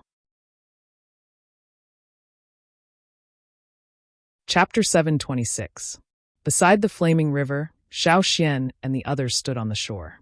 He Bian and the rest were prepared to enter the water to rescue Dian Dian. The person who entered the flaming river was already swimming underwater. Everyone on the shore could sense her movements. Dian Dian did not retract her totemic power, so even if they couldn't see what was going on under the river, they could still sense her movements. She's swimming, Gigu said. Yes, everyone on the shore could tell that Dian Dian had already entered the water and started swimming. Being able to swim meant that she could control her fish-like tail. She was like a toddler learning how to walk. At first, Dian Dian wasn't very familiar with swimming, so she swam very slowly. She surfaced a few times but didn't look like she was in danger. But at the same time, this also meant that she did not encounter any trouble in the water. Those piranhas did not attack her. On the contrary, at the place where Dian Dian entered the water, some piranhas that were close to the surface of the water swam away as if they were avoiding her. Gradually, the person under the water started to get used to it, and her speed increased. The clothes Dian Dian was wearing were made from the skin of a sea fish. The D tribe's clothes could be used in the water at any time. Moreover, it was convenient for them to move around in the water. Even though Dian Dian's clothes were a little too big due to her illness, the fish skin clung to her body when she swam around, so the resistance she received was much lower compared to other clothes. Moreover, Dian Dian had also changed. Faster, faster, faster still. The school of piranhas under the water sensed the people approaching them, so they hurriedly scattered to the sides to avoid the people chasing after them. If it was any other person or beast that entered the water, they would definitely swarm over and bite them with their mouths full of sharp teeth. But now they all chose to avoid them. Xiao Xian had seen this before when the drumming tribe's crocodiles entered the water. But now, this small figure with an unusual appearance made the piranhas react as if they had seen a crocodile. Their fish tails swayed vigorously, creating a vacuum in the water. When the person who caused this left, the bubbles quickly disappeared. The people who sensed the movement underwater almost simultaneously opened their mouths wide in shock. No matter how fast a person could swim in the water, their speed would still be limited by their body structure. However, Dian Dian's speed in the water had already exceeded that limit. No matter how fast the D mountain tribesmen swam, they would not be able to compete with Dian Dian. If He Bian and the others entered the water now, they would be left behind in the blink of an eye. How could it be so fast? He Bian murmured as he sensed the movements of the people under the water and looked upstream. Dian Dian was like an arrow shuttling back and forth in the water. It did not slow down at all as it swam upward, so when it came out of the water, it left an extremely long white line in the water. Pa! With a large splash, a fish half the size of a human was slapped onto the shore. Its mouth opened and closed as if it wanted to bite something. However, not long after it landed on the shore, it was knocked unconscious by the back of a knife. He Bian tossed the unconscious fish aside and waited for Dian Dian to reach the shore before deciding whether to stay or leave. The person in the water only came out of the water for a moment. When the water splashed, they could still see her tail coming out of the water. The scales on her tail were still reflecting the sunlight. Low and deep sounds mixed with a few sharp sounds could be heard, which came from the water. He Bian and the others heard this sound and had a strange expression on their faces. What's wrong? Did Dian Dian make that sound just now? Xiao Xian asked. Yes. When we D mountain tribesmen are in the water, we can't speak, so we make some sounds instead. It's just like how you whistle. Different sounds have different meanings. The sound Dian Dian made just now was telling us that she's fine. She's feeling very good. I see. Xiao Xian finally understood. He Bian thought that Xiao Xian was just thinking about the sound Dian Dian made in the water. However, at the same time, Xiao Xian also understood the origin of the D mountain tribesmen's unique accent. When the D mountain tribesmen were excited, they would unconsciously use that accent when they spoke. Some of the low and sharp syllables came from their habit of using the accent in the water. Over time, it might have developed into the unique accent of the D mountain tribe. If they heard a similar accent in the future, they would definitely know it was the D mountain tribesmen. Their accent was very special, and normal people would not be able to imitate it. The person in the water was still swimming quickly. He Bian thought that Dian Dian's movements would be greatly restricted when she turned from a normal human into a half-human, half-fish. However, it seemed like this change made Dian Dian swim even faster. Even if He Bian was in his best condition, he would not be able to catch up to her speed. It was simply amazing.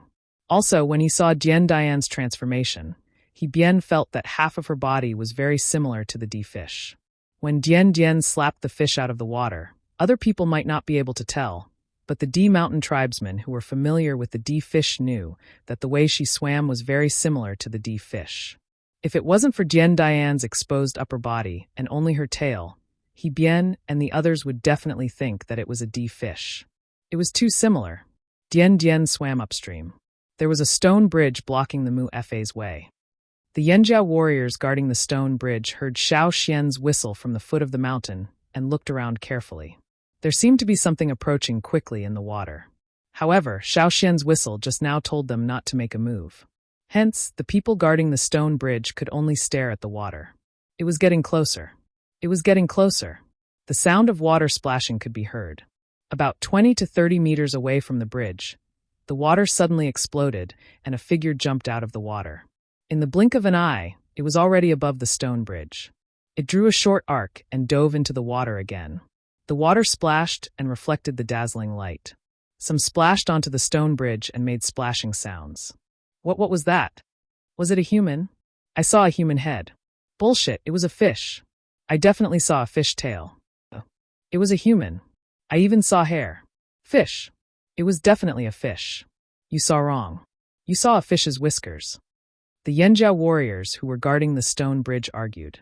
The person who dove into the water didn't jump over the stone bridge again. Instead, she swam back from the bottom of the stone bridge. Dian Dian was very excited. Although the river wasn't as comfortable as the sea, she was in a good mood.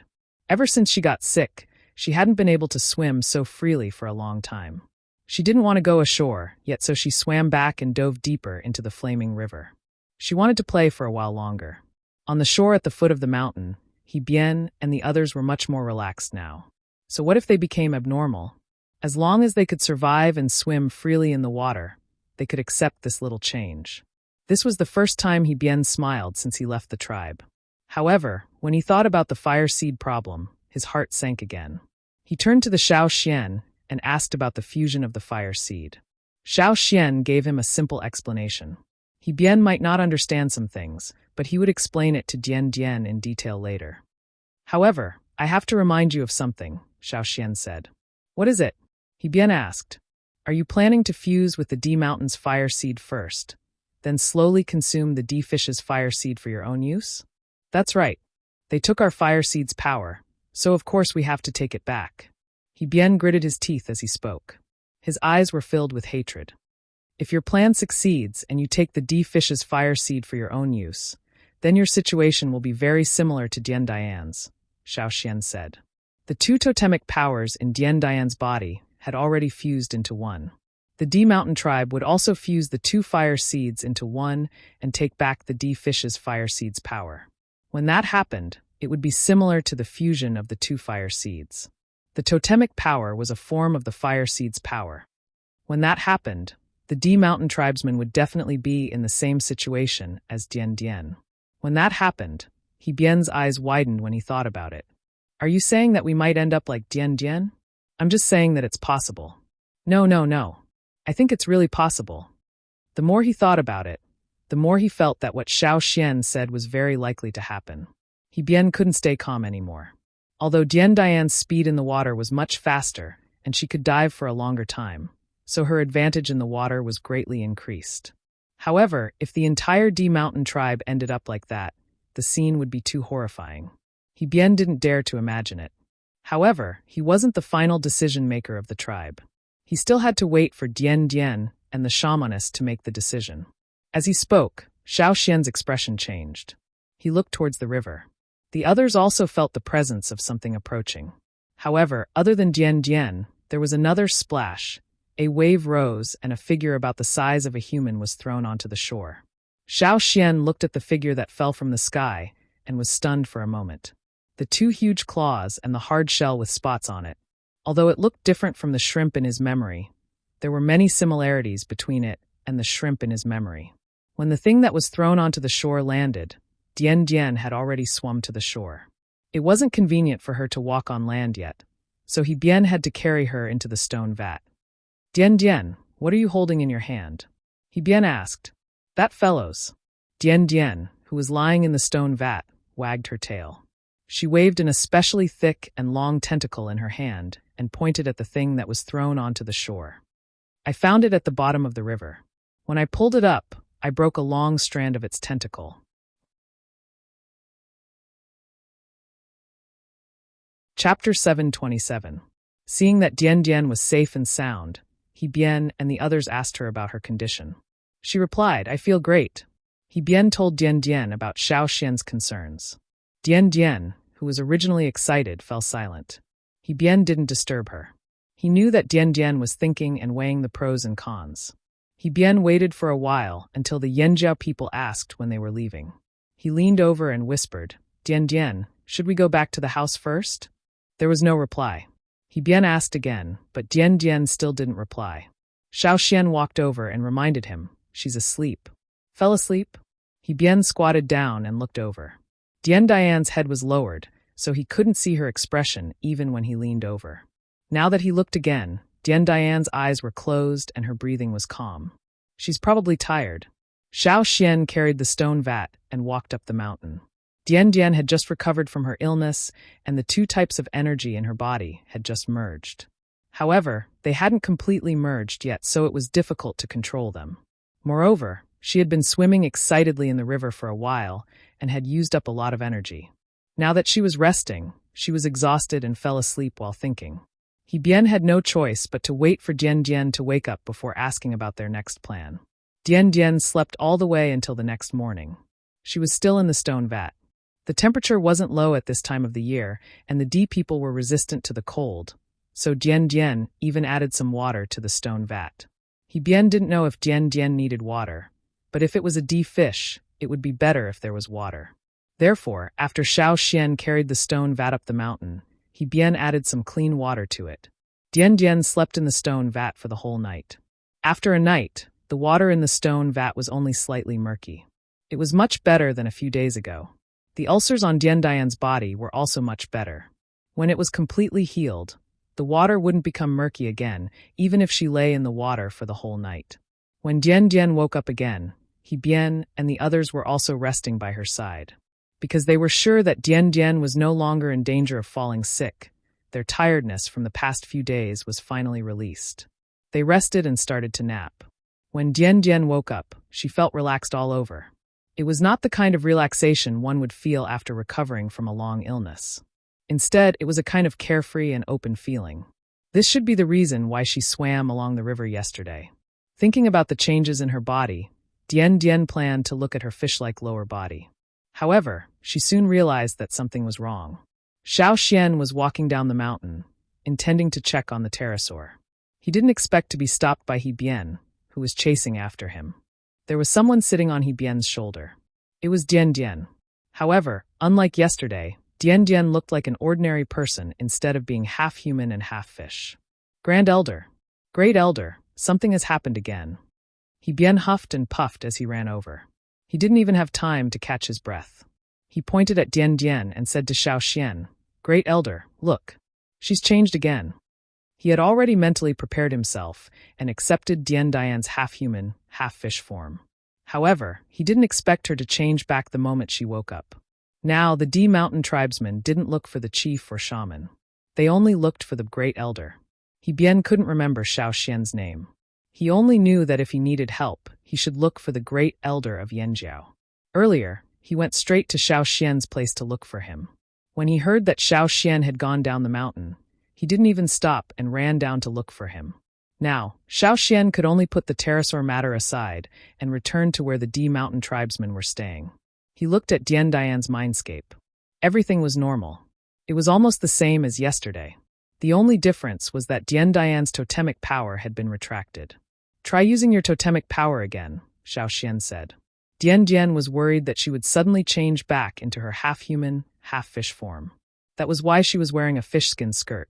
Only her feet were exposed. After Xiao Xian's suggestion, the totemic power on Dian Dian's body started to become active. Fish scales started to appear on her body, especially on her lower body. Although she was wearing a fish-skin skirt, her bent knees were still very obvious. However, as the totemic power became more active, the curves became smoother. Her feet started to change at a speed visible to the naked eye. The fish scales around her ankles and greenish-gray lines appeared on the soles of her feet. The color gradually darkened, and the shape of her feet started to change as well. Eventually, they became the two lobes of a fish tail. He Bian was stunned when he saw this. He thought that Dian Dian would always be in her half-human, half-fish form. Now, it seemed like she could still change. This meant that they had to re-evaluate this transformation. Perhaps this transformation wasn't so bad for the D Mountain tribesmen after all. How do you feel right now? Xiao Xian asked Dian Dian. Same as yesterday. I feel full of energy. I want to swim in the water. Dian Dian flapped her tail.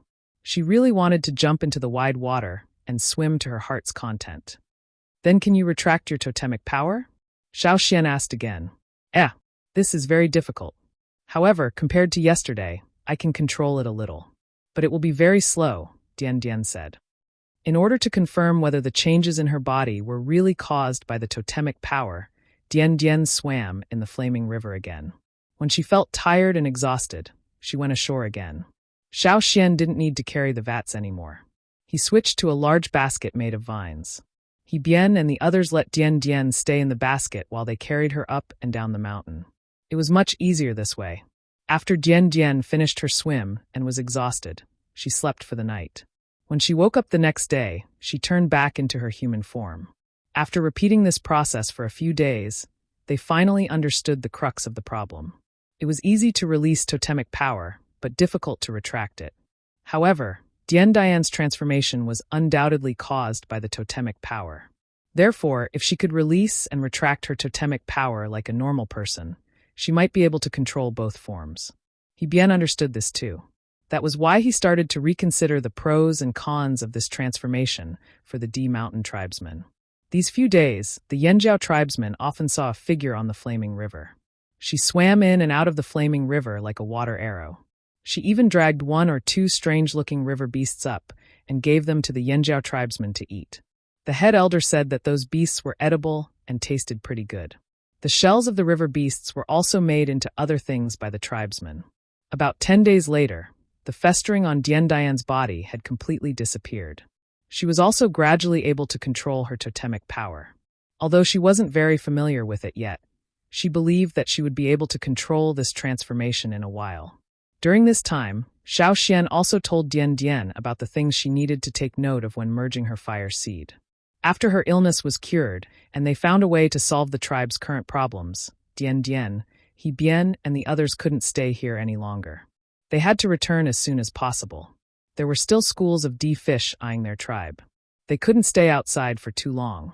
The D Mountain tribesmen didn't like other people interfering in their battles, so Xiao Xian didn't ask to go with them. He only said that if there was a chance, he would bring the fleet downstream. He hoped to see them at the D Mountain near the estuary. If we succeed, we will go up the flaming river and visit the Yanjiao tribe again with gifts. Dian Dian stood on the Mu Fa and thanked Xiao Xian and the others solemnly. The shells and gemstones they brought would all be left in Yanjiao. If they won in the future, they would bring more treasures from the sea as thanks. If they could really solve the problem of the D fish, and if the D Mountain tribesmen could also experience the same changes as Dian Dian, they wouldn't even need to use boats to travel upstream. This would greatly reduce the time they needed to travel upstream. Just think of Dian Dian's speed in the water. Chapter 728. The arrival of the D Mountain tribesmen didn't affect the people at the Flaming River trading point. Most of the travelers didn't even know that there was a group coming from the Flaming River. The D Mountain tribesmen didn't like places with many strangers, so they didn't go to the trading point. The Yanjiao tribesmen only talked about it for a few days before they gradually shifted their attention to other things. However, the D Mountain tribesmen's incident made Xiao Xian think a lot. Even after they left, Xiao Xian was still thinking about it. The D Mountain tribesmen's transformation was due to the fire seed. In the past, Xiao Xian always thought that the fire seed was only related to strength. However, the D Mountain tribesmen's incident told him that the fire seed's ability wasn't limited to that. The fire seed's mysteries were far beyond his imagination. The change in the fire seed could affect totems and the strength in the tribesmen's bodies. It could even change a person's form.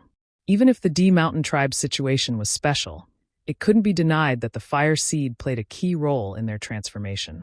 Thinking deeper, if the fire seed could change a person's form, could it also change a beast's form? On the surface of the flaming river, the pterosaur swam on the surface of the river. It raised its wings and borrowed the strength of the wind to move its body like a sail. On a tree branch by the bank, the withered leaf birds that could already fly stood in rows on the branches and watched the river. They were waiting for the pterosaur to have enough fun and catch fish for them. If it wasn't frozen, the pterosaur wouldn't have lived in this era. There were no longer any dinosaurs in the forest, and the sky was no longer the pterosaur's domain. The creatures that survived from ancient times, such as the crocodiles and other beasts and plants, only made up a small portion of the population. Of course, this was only what it looked like on the surface. What if the giant beasts that existed in the past didn't all go extinct? What if they turned into another type of creature? Humans could turn into mermaids and mermen. One type of beast could turn into another type of beast. The pterosaur was afraid of the fire seed. It might have been frightened by the fire seed before it was frozen. Then, did that mean that the fire seed had already started a large-scale transformation? Was that the reason why the pterosaur was so afraid of the fire seed? Too much time had passed. Xiao Xian could only guess what happened back then. He couldn't know the truth. As for the pterosaur that survived, it couldn't speak. Even if it could, it might not know much. The fire seed was indeed a mysterious thing. There was also the other power within Xiao Xian's body, the light shield that could bring out the white fireball. Where did the strange stone that brought him to this world come from? Xiao Xian sighed. It was such a profound question that he couldn't figure it out at the moment, so he decided not to think about it. Before the D Mountain tribesmen left, Xiao Xian asked them about the route from the seaside to here. He Bien couldn't remember most of the details, but there were many D Mountain tribesmen. Each of them remembered a little. Even though it wasn't much, it was enough to fill in the blanks on the map. They had a rough description of the dangerous areas and the tributaries. At least, when the Yanjiao people traveled downstream in the future, they wouldn't be too passive. When Dian Dian left, she took the big shell with her. They might need it on the way back. If Dian Dian suddenly turned into a half-human, half-fish and couldn't turn back immediately, she could stay in the shell longer. At least, she could rest in the shell when she got tired of swimming. Most of the D Mountain tribesmen slept in shells. He Bien and the others didn't want Dian Dian to sleep on a wooden raft. It was uncomfortable to sleep on a wooden raft. It was better to sleep in the shell. Before they left, Dian Dian gave the 20 fist-sized pearls in the shell to Xiao Xian. These 20 pearls were placed at the bottom of the shell. There was a layer of fish skin on top, so when the shell was opened, Xiao Xian and the others didn't see the pearls. Those 20 pearls were carefully selected. They had a certain healing effect on ordinary diseases. When they were put in the shell, they probably wanted Dian Dian to feel better. Unfortunately, those pearls had no effect on Dian Dian's condition. Dian Dian had already recovered by the time they returned, so she didn't need the pearls anymore. Therefore, she gave all 20 pearls carefully selected by the D Mountain shaman to Xiao Xian as a thank you gift. The pearls glowed in different colors. They were very pretty. Xiao Xian didn't need them, so he gave them to Guizhe. Girls like pretty things like this. Today, Xiao Xian went up the mountain to look for Guizhe with the second supplementary map. Guizhe was busy working in the medicine house. There was a bowl made of shells on the table. There was some white powder in the bowl, but Xiao Xian found the slightly bigger pieces familiar. Xiao Xian walked into the medicine house and saw Guizhe holding a large black pearl. He placed it in a stone mortar on the ground. The mortar was made of a rare stone. It was very hard and didn't affect the efficacy of the medicine. It had been used by generations of shamans to grind herbs. Now, Guizhe placed the large black pearl that was glowing with a halo into the mortar on the ground. Guizhe didn't need to say anything. One of the turtle's legs stepped into the mortar. There was a crisp crack. When the turtle's leg was lifted again, there was only powder left. Xiao Xian was speechless. Seeing Xiao Xian come in, Guizhe exclaimed excitedly, "These pearls are much more effective than shells." "That's great." Xiao Xian put the map in his hand on the table in the corner, where there were piles of animal skin scrolls. Guizhe would sort the animal skin scrolls after she was done with her work. Guizhe was busy preparing the medicine. Xiao Xian didn't disturb him in the medicine house. When he came out, he saw Duo Kong, who had just returned from a hunt and was about to go to the trading point. "I heard that the Longboat tribe is preparing to go out to sea again." "No, I heard that Zheng Luo got the news a few days ago." "They should have left already," said Duo Kong. "The Longboat tribe is planning to open up a sea route." Xiao Xian looked into the distance. That was the direction the Longboat tribe was going to go out to sea. With the merging of the fire seed, the tribesmen were able to move more freely. Their trapped ambitions were also upgraded. After the last voyage, the Longboat tribe had completely unleashed their ambitions. Xiao Xian wasn't surprised by their actions. As early as the last voyage, The Longboat tribe had been desperately learning the language and writing of the other side. It wasn't just the Longboat tribe. All the other major tribes had begun to infiltrate the other side. Was the war in the desert very intense? It was good to be intense, it made it easier to move. When the two sides were fighting fiercely, no one paid attention to them. They didn't pass by that side anyway. The Longboat tribe set off again, bringing the jade and silk clothing of the Mang tribe and Eight Limbs tribe to another continent. This time, their destination wasn't the mountains or forests, but a place with more people, such as a city. The Mang tribe's jade was of good quality and had beneficial effects. If they brought it over, the slave masters would like it. The spider silk clothing of the Eight Limbs tribe was also very rare. Rare things always had a higher status in the hearts of the slave masters. They liked to use rare things to prove their noble status. The Longboat tribe, Mang tribe, and Eight Limbs tribe hoped to use these things to exchange for more metal wares. The core seed only landed on that continent. Without the core seed here, the metal wares in their hands couldn't meet the demand. So they would use what they had to exchange for metal wares to achieve a higher value. Speaking of metal wares, Xiao Xian didn't go to the trading point with Duokong. Instead, he went to a mountain far away from where he lived. Few wild beasts came here. Those that passed by would deliberately avoid this place. There were people guarding the mountain. There were more people guarding it than the 1,000-grain gold at the farm. The security was tight, and there were many traps hidden in the forest.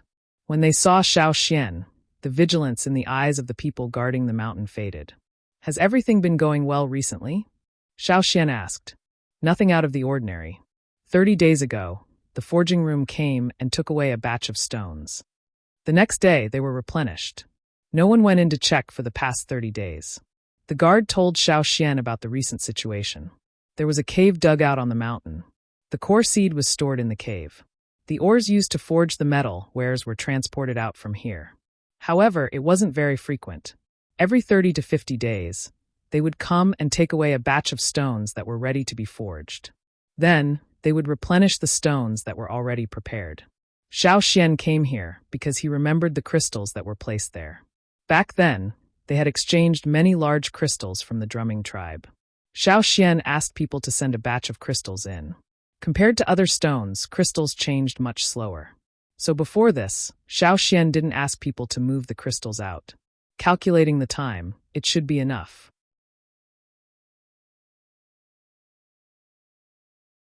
Chapter 729. After the Flaming Horns migrated here, they decided that this cave was the most suitable place to store the core seed after a discussion. It was neither too far nor too close to where they lived. It wouldn't affect the tribesmen's lives, but it wasn't too far away either. The seed affected both living and non-living things, especially those with weak resistance. People who hadn't awakened their totemic power couldn't get too close. Even powerful totemic warriors had to stay a certain distance away from the seed. Even if they used herbs to strengthen their resistance every day, they still couldn't withstand the seed's effects. That was why the guards were still some distance away from the cave. There were many traps along the way. Only those who were familiar with the layout could pass through safely. When Xiao Xian arrived at the cave, he didn't let the guards follow him in. Usually, the guards wouldn't enter the cave unless it was necessary. Every time they stood at the entrance, they felt like their bodies were on alert. For the Yanjiao who hunted often and had sharp senses, it wasn't a good feeling. If it wasn't for the fact that the seed was an important source of weapons, they would have stayed away if they encountered such a situation elsewhere. The guards already gave Xiao Xian the bugskin clothes. After changing his clothes, Xiao Xian moved the big stone away from the entrance, walked into the cave, and moved the stone back to block the entrance. The outside light was suddenly cut off, and only some wind blew in through the hidden ventilation holes, causing the airflow inside to flow. The water moonstones were much brighter than usual in this cave. Xiao Xian knew this from his time in the desert. This was the seed's effect on the stones. The cave was filled with the smell of death, as if warning all living things to stay away. This was why many beasts stayed away. Yanjiao spent a lot of effort to dig this cave. The tunnel was wide and tall enough for them to transport the stones. For other tribesmen, they had to rely on tools or a lot of manpower. But for Yanjiao people, if the stones weren't too big, they could carry one by themselves. A tunnel led directly to where the stones were placed. It was carved into a wide, circular field. For the seed, the Yanjiao people had almost emptied it. Pieces of carefully selected stone were placed neatly in a circle around the core seed in the center. The better the material, the shorter the time it took to change. The smelted material would be better too. Plus, the flaming horns were good at choosing materials. If they didn't have a core seed or a metal tool, they would still choose materials and grind them into tools. Today was different from the past. Now, everyone was choosing stones for the sake of sending them here. This way, they would be able to obtain better weapons. People always liked to change in a better direction. This was a necessity for survival. There were many paths between the stones in the center to make it easier for people to check. Every once in a while, someone would come over to check which stones could be moved to the casting room. With Xiao Xian's special vision, he didn't need to rely on the light from the water moon stone to see the changes in the stones. In the past, the quality of the stones would be directly distinguished by light and darkness in the special vision. However, these stones that had been placed here for a long time had begun to change. The images that appeared were no longer uniform. Instead, they seemed to have been divided into sections with different shades of color. Only a special section was needed to forge the new bronze. The metal ores in the other sections may be precious, but at least for now, the flaming horns did not need them.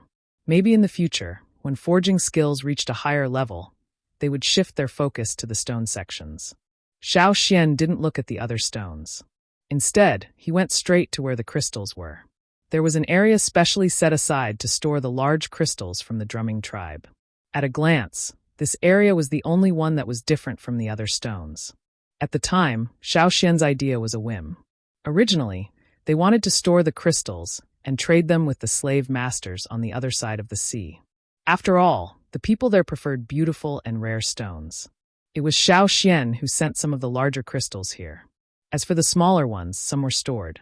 Just as Zheng Luo and Duo Kong thought, some of them could be used for trade in the future. The rest was used by Xiao Xian to polish lenses. He made a magnifying glass for Gui Zhe to study herbs. He also made a few binoculars for everyone to keep watch and travel. When he came to the area where the crystals were placed, in his special vision, most of the crystals had changed. Only the surface didn't change much, but the insides were completely different. Especially the center, in Xiao Xian's special vision, it was as bright as the moon. Compared to the other stones, it was as dim as stars. This was also the reason why no one objected when he had people trade with the drumming tribe to place more crystals here. Under the influence of the core seed, these crystals underwent strange changes. Not every stone was suitable to be placed in the core seed's area of influence. Some stones, like jade, were not suitable. Their changes were too slow. If a jade was placed here and taken out after a few years, the changes might not be obvious. The better the jade, the slower the change. No one had the time to wait. What was even more strange was that Xiao Xian had also chosen some crystals from other places. Some of them were similar to the drumming tribe's crystals. However, after a while, they realized that the drumming tribe's crystals had the most peculiar and fastest changes. Perhaps the drumming tribe's crystals were not the normal crystals Xiao Xian thought. Since the drumming tribe treated them so specially, it seemed like they had their own special characteristics. There were too many stones that looked the same but were different in essence. It wasn't easy to tell them apart. Even Xiao Xian couldn't use his special vision to tell them apart. But now, he found a way to use the core seed to tell them apart. However, this method required a long time and couldn't be decided in a short period of time. It was rare to see a stone suitable for the core seed cave. Of course, the tribesmen wouldn't object to Xiao Xian's decision. Compared to trading crystals with the slave masters, they were more willing to create something more valuable for themselves. Up until now, Yanjiao had already obtained larger crystals from the drumming tribe. However, because they didn't know if the crystals were what Yanjiao needed, they didn't bring them all in. After all, if Yanjiao didn't need the crystals for now, they might as well rely on other stones. It would save them a lot of time and space. However, if they found out that the crystal contained something that everyone needed, and that it was more valuable than the other stones, and could bring more benefits to the Flaming Horn tribe, then the Flaming Horn tribe would transport all of their crystals here. Deactivating his special vision, Xiao Xian used the light from the water moon stone to look at the crystals. Most of the crystals the drumming tribe took out were colorless crystals, but now, the inside of the colorless and transparent crystals had changed beyond recognition. Of course, the most eye-catching was the crystal core. Inside the transparent crystal, The center was filled with all kinds of colors, as if the originally colorless crystal had been dyed into a colorful color.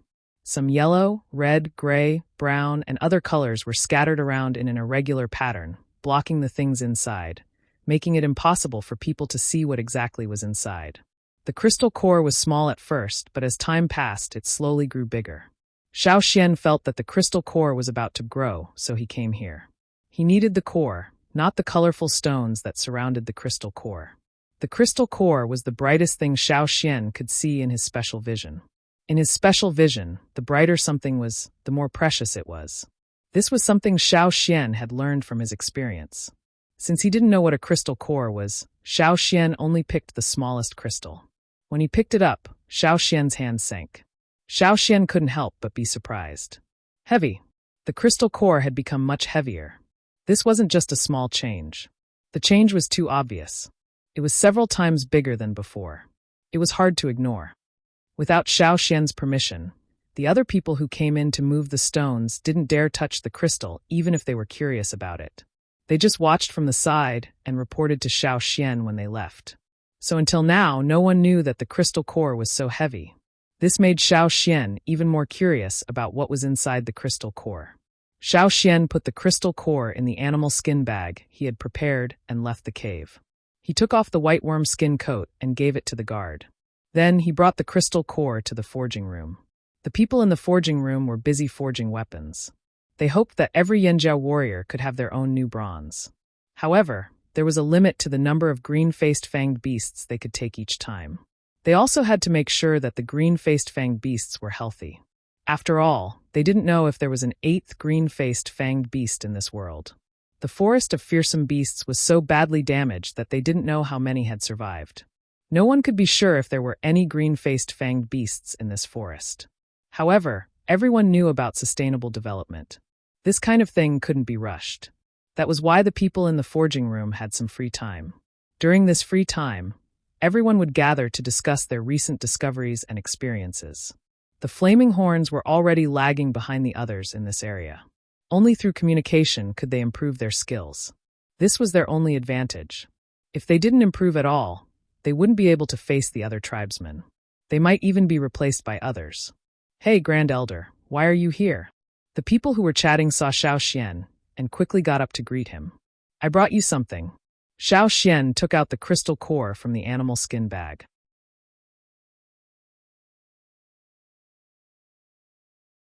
Chapter 730. What's this? The people in the forging room immediately gathered around. Based on their understanding of Xiao Xian wouldn't give away an unimportant stone so easily. Could it be from there? An older middle-aged man pointed at the place where the core seed was placed. There was no need for him to explain. Everyone immediately understood. "I've heard about the changes there, but I didn't expect it to be like this." The people in the forging room rubbed their palms together. They weren't afraid of the changes. They were interested in all kinds of new changes. "Try it first." Xiao Xian handed the crystal to the elder next to him. "It's so heavy." The man's expression changed as soon as he touched the crystal. He frowned thoughtfully. The others couldn't wait any longer. Before the man could react, they all rushed over to try the crystal. "It's really heavy." "Great Elder, how did this stone become so heavy?" "Actually, the stone's weight will change when it's shipped over, but it's not as obvious." "This crystal is really strange," someone else said. The people in the forging room clicked their tongues in wonder. The elder turned to Xiao Xian and asked, "Great Elder, what do you mean?" "Cut it open and see what's inside," Xiao Xian said concisely. "Understood." The people in the forging room immediately perked up and brought out the tools they needed. Ever since the new bronze was produced, their tools had been upgraded as well. The outer layer of the almost transparent crystal shell wasn't thick, nor was it too hard. With the new bronze tool, the outer layer of the crystal was quickly knocked off. "Huh, what's this?"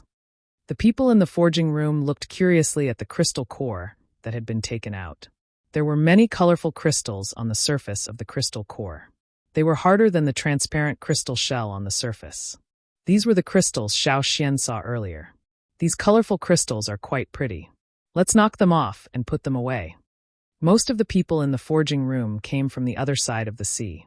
They knew the value of these beautiful crystals, so after carefully knocking them off, they didn't throw them away. Instead, they put them in a box on the side.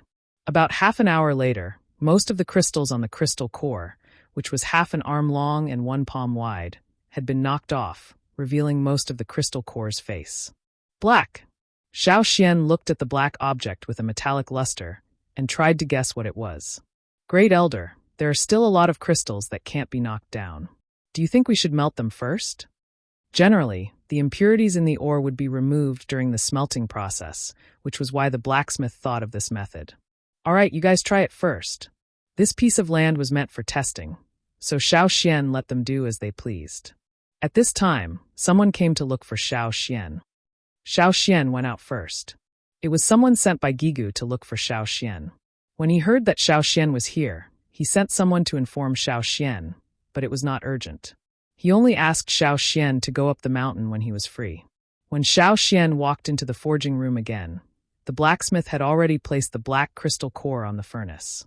However, Xiao Xian glanced over and asked the person next to him, "Are you using the same set of smelting tools?" Originally, those were all used to smelt and cast bronze wares. Now, it was a new and unknown thing. When Xiao Xian said this, the people in the forging room woke up with a start. Indeed, they were used to putting the ores they had collected into the furnace. When they were working just now, they didn't think that this might not be a material they had come in contact with before. However, they were too anxious to find out what it was, so they neglected this point. But it should be fine, right? Just as they thought this, Xiao Xian shouted, "Get out of the way!" Xiao Xian felt his heart skip a beat. He only had time to push a few people away, but he couldn't save the crystal core in the furnace. With a loud explosion, the roof of the forging room was blown off, and the blast from the furnace exploded in all directions. All kinds of tools were sent flying in all directions by the sudden impact, and dust and stone fragments flew everywhere. The people guarding the forging room were so scared that their hair almost stood on end. When they saw the situation, they ran over. They didn't know what had happened, but the people in the forging room were the ones who made the weapons for them. Nothing could happen to them. Moreover, the Great Elder was still there. In fact, small things happened in the forging room every once in a while.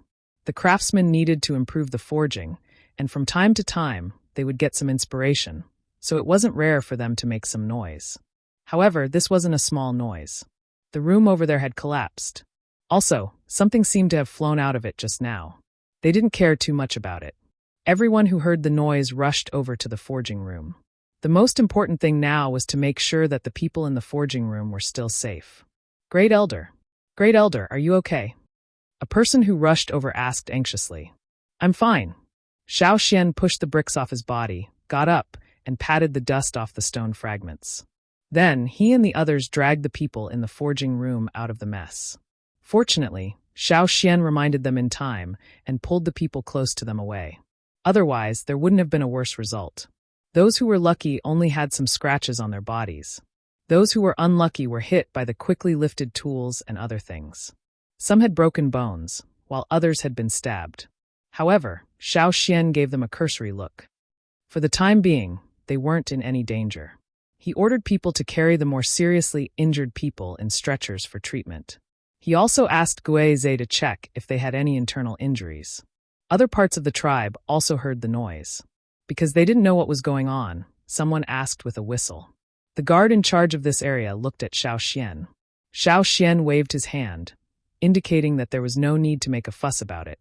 Understanding Xiao Xian's meaning, the guard blew the whistle. When the people in other parts of the tribe heard this, they felt relieved and went back to what they were supposed to do. After the injured were taken away, Xiao Xian looked at the forging room that was now beyond recognition. He rummaged through the mess, but didn't see the crystal core.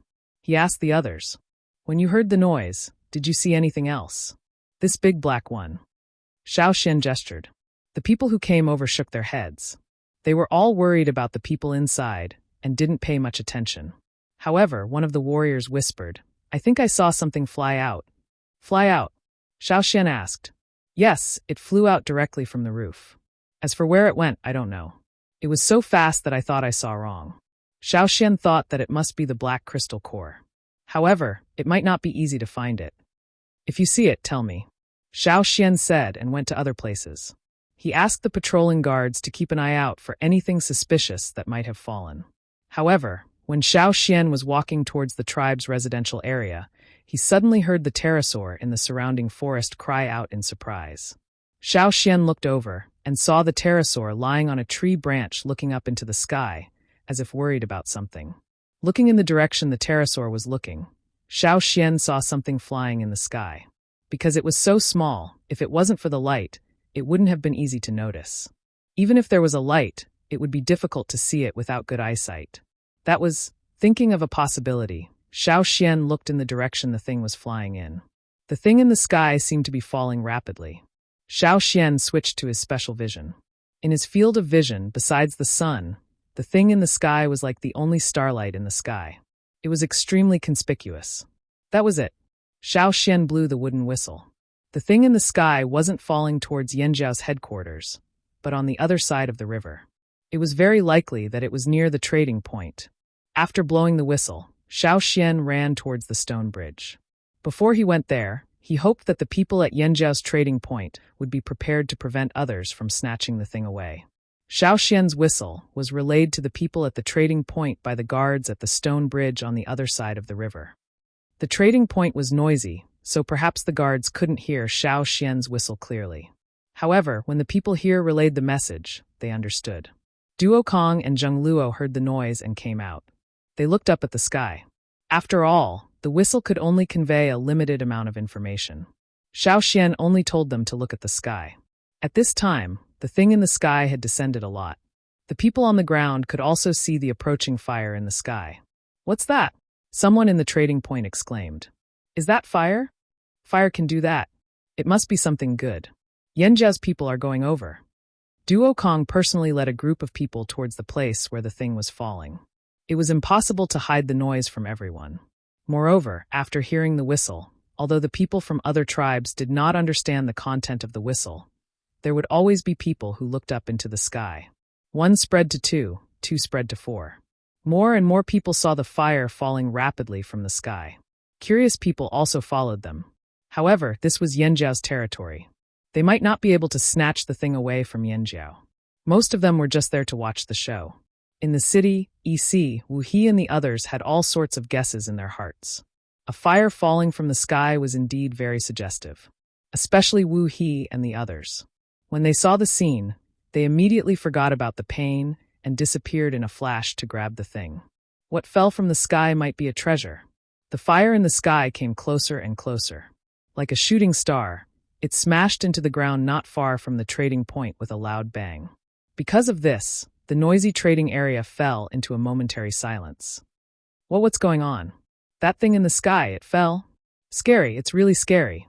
I don't know what it is. Why do strange things always happen in Yanjiao? The people in the trading point didn't have the guts to go out and take a look. They could only gather together and discuss.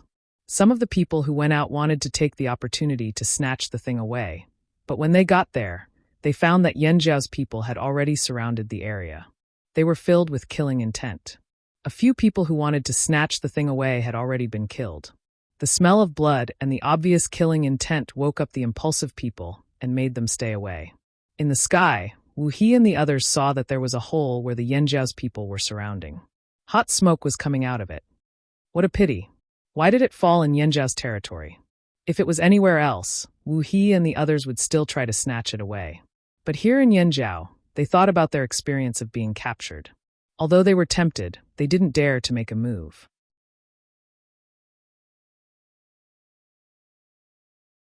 Chapter 731.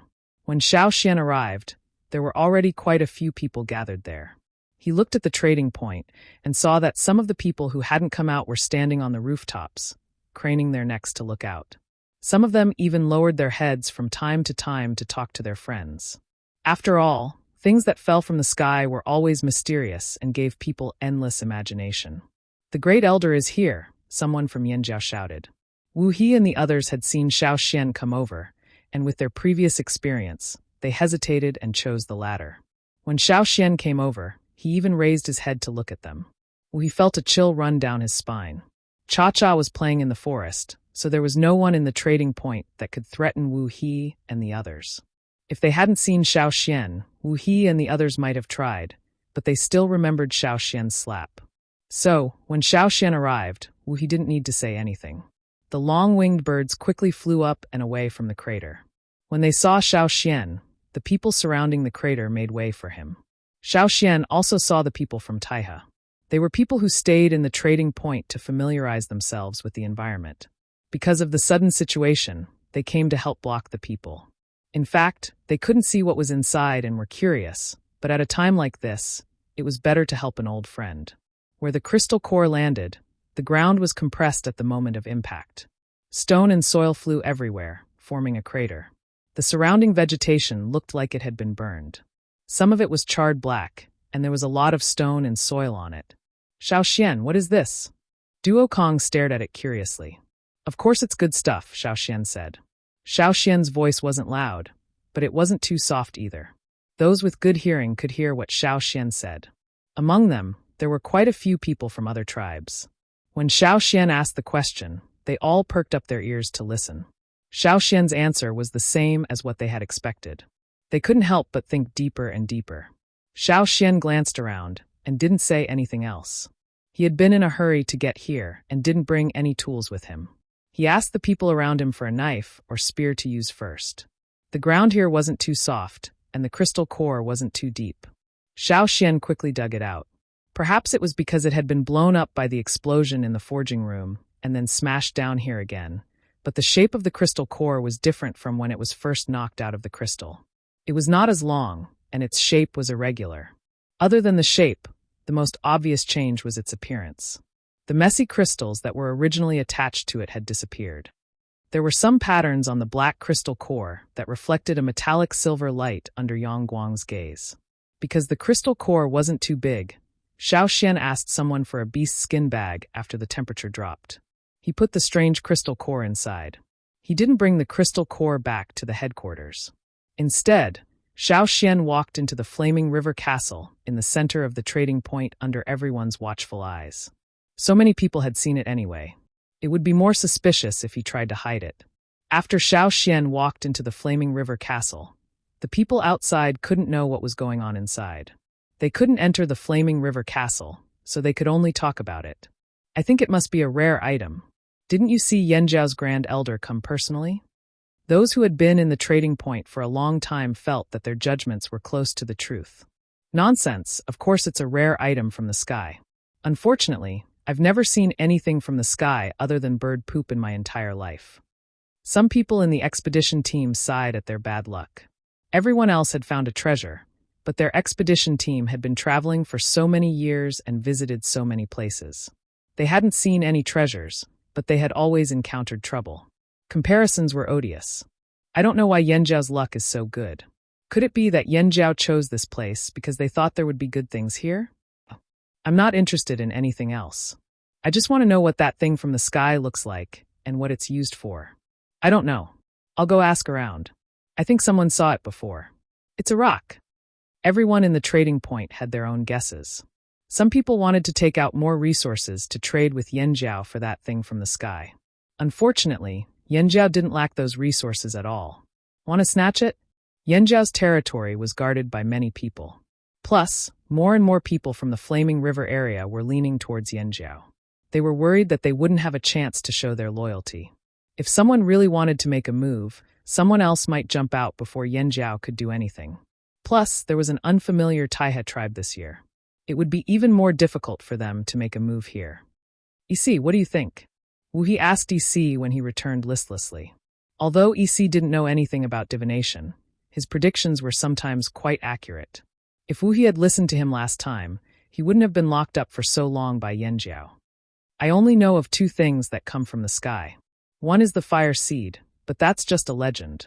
I don't know if it's true or not. The other is the core seed, but those things are controlled by the people in the royal city, Wu He said. But the thing in Yanjiao's hands doesn't belong to either of them. That's strange. EC had been thinking. He could only make accurate judgments based on things he had seen before. However, he had never seen anything that fell from the sky. The only thing he was sure of was what Wu He said. It wasn't the fire seed or the core seed. Forget it. I still have a lot of things to settle. Because many people in the trading area were not good at math, and because of the frequent transactions, the volume of transactions had been increasing. This gave EC a chance to survive. As for Yanjiao's discovery of the meteorite, he didn't think it was that mysterious after all. He saw that Yi didn't want to talk about it, so he left angrily and went to find other people to gossip. At the same time, inside the Flaming River Castle, Duo Kong and Zheng Luo were already surrounding Xiao Xian's black stone, marveling at it. Aside from the natural disaster, this was the first time they saw something like this. Could it really be some kind of treasure? Duo Kong even went over to pick up the stone for a closer look. It's so heavy. Duo Kong was surprised by the weight on his hand. It wasn't that he couldn't carry it. After all, this stone was only so big. It couldn't be that heavy. He only said it was heavy in comparison to other stones. Duo Kong tossed the stone and exclaimed, "Things from the sky are really different. What can it be used for?" Zheng Luo looked at Xiao Xian, puzzled. "I want to see if I can use it to make weapons. What are the characteristics of the weapons I make?" Xiao Xian said, "That's it." Zheng Luo agreed with the idea of making weapons, but this stone was too small. Was it enough? Moreover, although he didn't know much about forging, he knew that there would be a lot of trouble in the process of forging weapons. He also lacked experience. The charcoal, the temperature of the furnace, and so on needed to be tried again and again. No one knew which conditions were the best. Testing meant that they would need more of this stone. What could they do with this amount of raw material? Who said there's only one? Xiao Xian smiled. Hearing this, Duo Kang's eyes lit up. Could there be other stones from the sky today? You really think this is a divine object from the sky? Xiao Xian told them about the crystal core and the forging room. Zheng Luo and Duo Kong were stunned for a moment, then laughed. So that's why. If Xiao Xian didn't explain, they really would have thought it came from the sky. Tribesmen always respected the heavens, so of course they would look at things that came from the sky differently. But they didn't expect the truth to be like this. The people outside would never have thought that this stone would land in such a way. It was actually a mistake. However, they didn't plan to explain this misunderstanding. Zheng Luo and Xiao Xian had the same idea. They would just let people think that Yanjiao got a new stone from the sky. This would cover up the stone's true origin. They didn't want people to know about the secret of the core seed anyway. That's great. Of course, forging had to be done. So many people saw Xiao Xian carry the stone into the Flaming River Castle and come out empty-handed. So they knew that the stone was left in the Flaming River Castle. 2 days later, when the people at the trading point passed by the Flaming River Castle, they heard clanking sounds. It wasn't the sound of a stone being struck. Metal weapons? Metal weapons weren't rare anymore. Anyone with a bit of knowledge would know. Curious people also leaned over to listen. Could it be that the Yanjiao people were going to use that stone to forge weapons? Those who thought they understood the Yanjiao people's intentions shared their speculations with others. But in reality, the Flaming River Castle was just a smokescreen. The real focus was still in the forging room at Yanjiao's headquarters. The destroyed forging room had been rebuilt, and even more crystal cores had been hammered out. After the previous furnace explosion, everyone was even more cautious this time.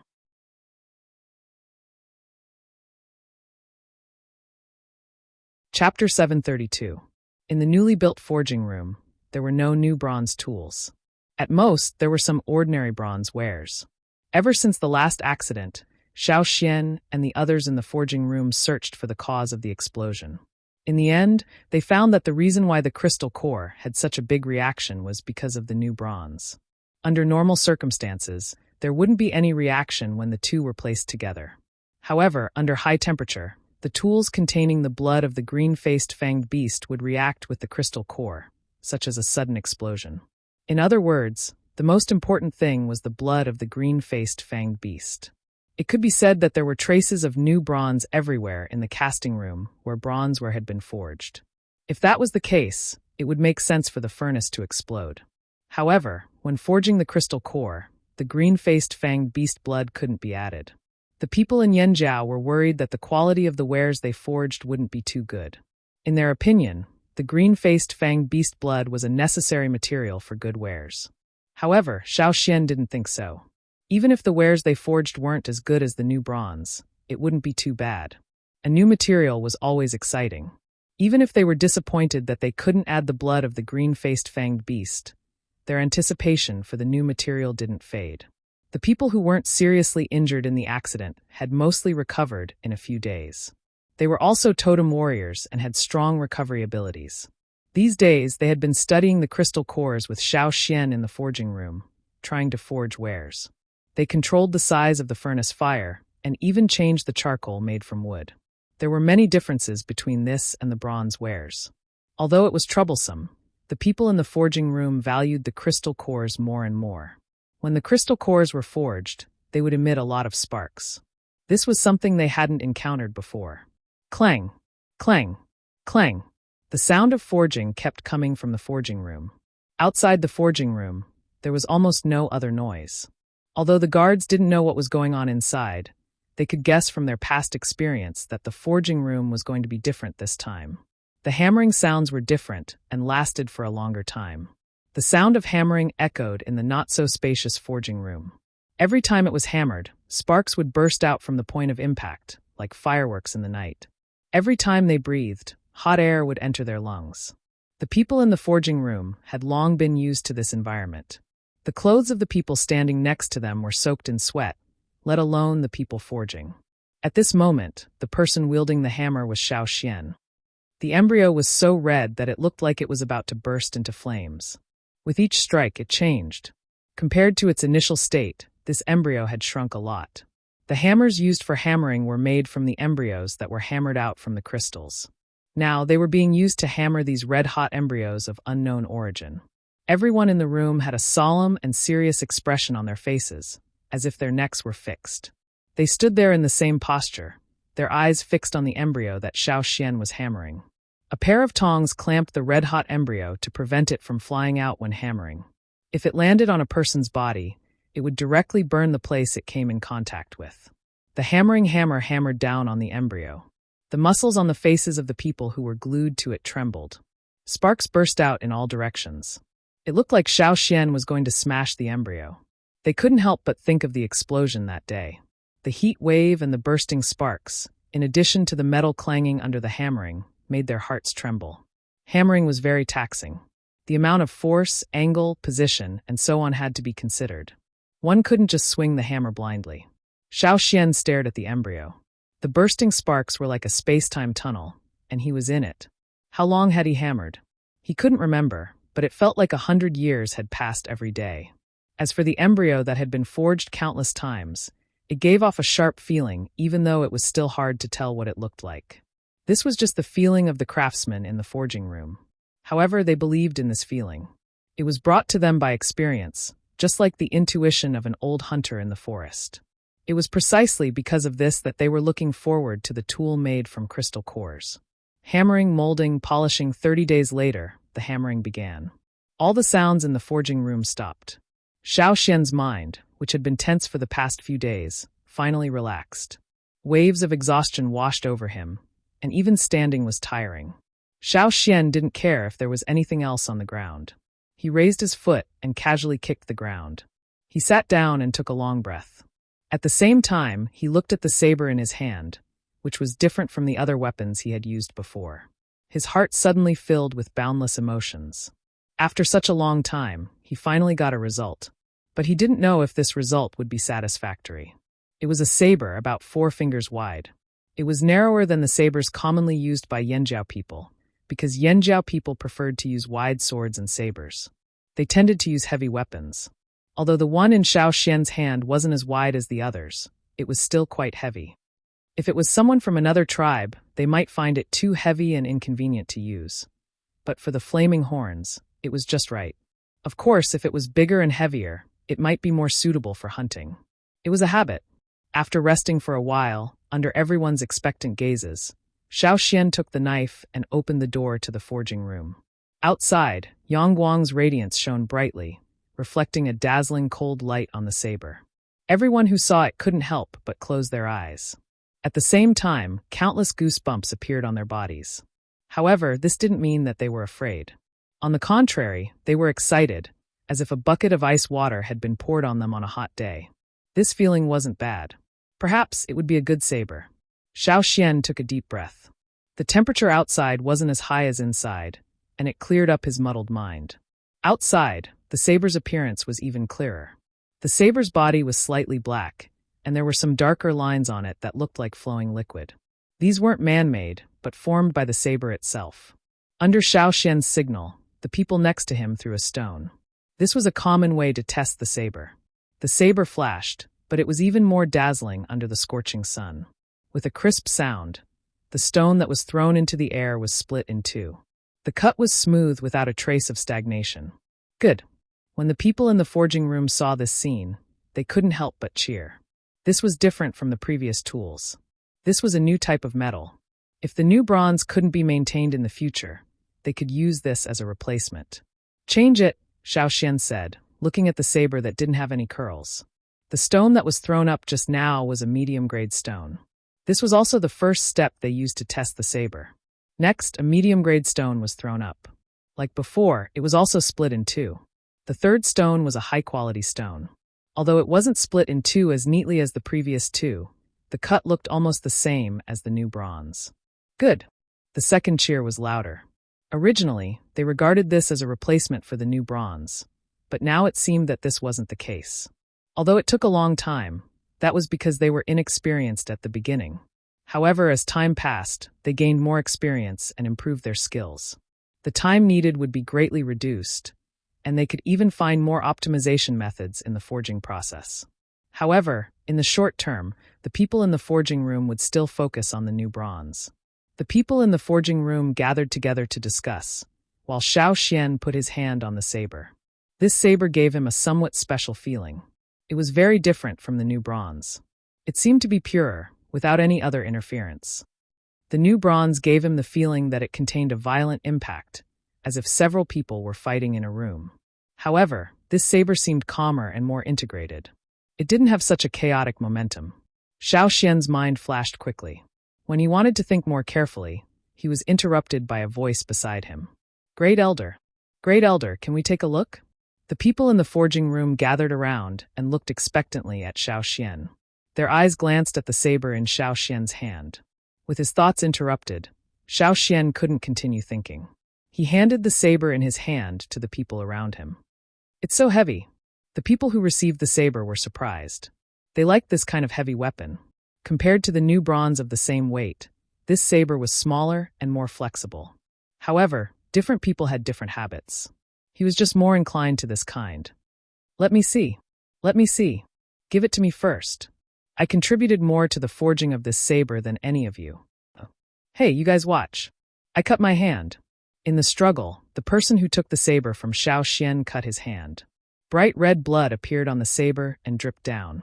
When the people around saw this, they hurriedly wiped the blood off the saber with their sleeves. Be careful, you almost cut my hand off. You're too slow. You haven't moved your hands and feet for a few days. You're not flexible. A few people held the saber and chopped grass and wood. They didn't want to use the saber to test so many stones. Although they didn't bend the blade when they chopped the stones just now, they didn't want to. They were just doing it for fun. What they didn't notice was that Xiao Xian stood to the side and stared at the drop of blood on the ground. He then looked at the saber in the forging room, and then at the drop of blood on the ground. He seemed to be deep in thought. When everyone had finished their work, they reluctantly handed the saber to Xiao Xian. This saber was Xiao Xian's. After all, Xiao Xian had taken the main responsibility during the forging process. It was up to Xiao Xian to decide who to give it to. Moreover, Xiao Xian was the great elder. The people in the forging room wanted to ask something, but they saw Xiao Xian take the saber and cut the blade with his finger. He let the blood drip onto the blade. Before the blood dripped from the blade, he pressed his thumb on the drop of blood and then slowly moved it on the blade.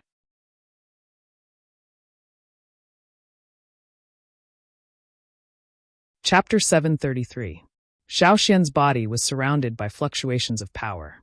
The people in the forging room could feel it, but they didn't understand why Xiao Xian was doing this. Moreover, it wasn't the fluctuation of totem power. The people in the forging room were at a loss. They couldn't understand, but they didn't look away. They wanted to know what the great elder wanted to do with the knife, and why he dripped blood on it. As Xiao Xian's thumb moved, a long line of blood that wasn't too deep was left on the knife. But even if the blood wasn't deep, it still shocked the people who saw it. This shouldn't be. According to the strength of Xiao Xian's fingers, there shouldn't have been such a blood mark when he rubbed the knife. For example, when a few people were fighting over the knife, someone's hand was cut and blood dripped onto the knife. If he didn't use his clothes to wipe the blood off the knife, he could have wiped it off with his fingers. Even if he couldn't wipe it off, it wouldn't have left much of a mark. It wouldn't have been like the blood that Xiao Xian left on the knife just now. Where Xiao Xian's finger had touched, there was a blood mark that defied common sense. It was as if the drop of blood was no longer the liquid they were familiar with, but had become extremely sticky, like cooked grains. Only when one's finger pressed on it and slid over it would leave such a mark. But that was blood, not grains. It was too strange. The blood mark was only one of the reasons. What happened next shocked them even more. They saw Xiao Xian standing there. After wiping the blood on the knife to create a blood mark, he slapped his palm on the knife, right at the end of the blood mark. Whoosh! Flames appeared on Xiao Xian's palm. Almost at the same time, the flames spread along the blood mark and burned. Burn! It burned! It burned! Everyone who saw this stared with their eyes wide open. There was no wood, no charcoal, but the knife suddenly burned. No, it wasn't an ordinary flame. The people in the forging room reacted quickly. They were very sensitive to fire. Whether it was an ordinary fire or a fire related to the fire seed, even totem warriors could tell, let alone them. But it was also because of this that they were even more surprised. It was the power of the fire seed. That's right, it was different from the primordial fire seed. It was similar to the power of the fire seed that had fused with their bodies, but it also had the aura and deterrence of the fire seed itself. But even if it was related to the fire seed, it shouldn't be able to ignite on a saber. How did the Great Elder do it? Sure enough, Xiao Xian whispered as he looked at the flames on his saber. The thought that flashed through his mind was when he was exploring the flaming river with his fleet. He saw the drumming tribesmen fighting against the fearsome beasts at the drumming tribe. At that time, the drumming tribe's net entangled the beast. Moreover, the net on top of the beast was all set ablaze. Later, Xiao Xian also tried it. At that time, Xiao Xian was immersed in a very mysterious state. It was as if he knew what to do and what the results would be. At that time, Xiao Xian used the same method to tie the beast's neck, but when Xiao Xian tried it again, he didn't succeed. First, he didn't understand the power at that time. He wasn't familiar with it, and the environment was different. Because of the drumming tribe's fire seed, they created a special kind of battlefield. It was filled with invisible forces that were more suitable for the drumming tribe to fight in. Without those conditions, it wouldn't be easy for Xiao Xian to succeed again. Second, and most importantly, Xiao Xian tried almost all the new bronze weapons. Xiao Xian remembered that when he tried to use his blood to ignite the new bronze weapon, he couldn't concentrate. It was as if there was a lot of resistance. Now, after comparing the new bronze weapon and the sword in his hand, Xiao Xian knew the difference between the two. It wasn't just the new bronze. The sword that Gongjia Hung made for him had something else added as well. That was why, compared to the sword in his hand, it wasn't pure enough for Xiao Xian to succeed in igniting it. There were too many disturbances. Perhaps in the future, when Xiao Xian was truly familiar with the technique and could control it well enough to ignore the disturbances, he might be able to ignite it. However, for now, Xiao Xian had only succeeded in igniting it on tools other than the worm's silk. After understanding the reason, Xiao Xian smiled. He retracted the energy supporting the flames on the sword. The flames that were burning along the bloodstains suddenly extinguished. The sword was still the same sword. There were no obvious changes. It was as if the flames didn't exist. However, the bloodstains on the sword were much lighter. Xiao Xian touched the sword and chopped a few more pieces of wood. He didn't notice any substantial changes. Only then did he relax. Perhaps it was because he ignited too little blood and the flames burned for too short a time. Or perhaps the sword's material was better at withstanding the flames. Either way, he couldn't see any obvious changes in the sword. After all, the nets and threads that were burned in the drumming tribe had all turned to ash. Xiao Xian couldn't help but think. He would have to be more careful when he tried to ignite the flames with his blood. He didn't want the sword to change. Xiao Xian left satisfied, leaving the people in the forging room standing there in confusion. The sword had been forged. This proved that the crystal heart could forge weapons that were as good as the new bronze weapon. This was encouraging, but Xiao Xian still had a question. He took an animal skin scroll to the Flaming River trading point to look for EC. EC was surprised to see Xiao Xian. However, when he saw what Xiao Xian wrote on the animal skin scroll, EC temporarily put aside his business and closed the shop. "You wrote this?" EC looked at the circles and symbols on the scroll. This was the E family's method of calculation. But other than EC, there was no other E family member here. However, when they were on the other side of the sea, EC already knew that Xiao Xian was very good at calculations. That was why he calmed down after a moment of shock. "You want me to solve this?" EC asked. "That's right. As for the reward, you can name it." These were some difficulties Xiao Xian had encountered in his calculation. He couldn't solve them yet because he used many of the E family's strange calculations. That was why Xiao Xian came to look for EC. Reward. EC thought for a moment. "I haven't thought of anything yet. I'll bring it up next time. If you bring up more than what I can do, I can't pay you." "Don't worry, I know that. My strength is that I can adapt to the situation and see things clearly." EC didn't say much. He still had a lot of unfinished business. He had to quickly solve Xiao Xian's problem. Once EC started calculating, he wouldn't stop easily. He held a pen in one hand and quickly tapped on it with the other. Xiao Xian took out a small piece of animal skin scroll. It looked much simpler than the dozens of pages of cloth accounts that EC had received. However, the contents inside were not simple. It was quite complicated. It was the essence of the E family's pride. It was just a small piece of animal skin, but the items listed on it made EC spend half a day calculating. By the time he was done, the sun had already set. "Here." EC wrote down the results of his calculations on the animal skin scroll and tossed it to Xiao Xian. He rubbed his eyes. "Remember the reward you promised." "Don't worry, I won't go back on my word." Xiao Xian took the animal skin scroll and left. This was only one step of the calculation. He still had to do the rest himself.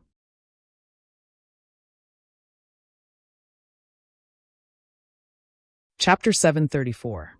Inside the flaming river castle, the sound of hammering had stopped. As for what Yanjiao had made, no one knew. Yanjiao didn't want to reveal it either. Everything gradually calmed down and returned to normal. Occasionally, someone would mention the meteorite. Some people guessed that Yanjiao had made a divine weapon and was hiding it carefully, afraid that it would be stolen. Some people thought that Yanjiao must not have made anything. They might have even destroyed the meteorite. They just didn't say it out loud because of their reputation. No matter what everyone thought, the Flaming Horns remained silent.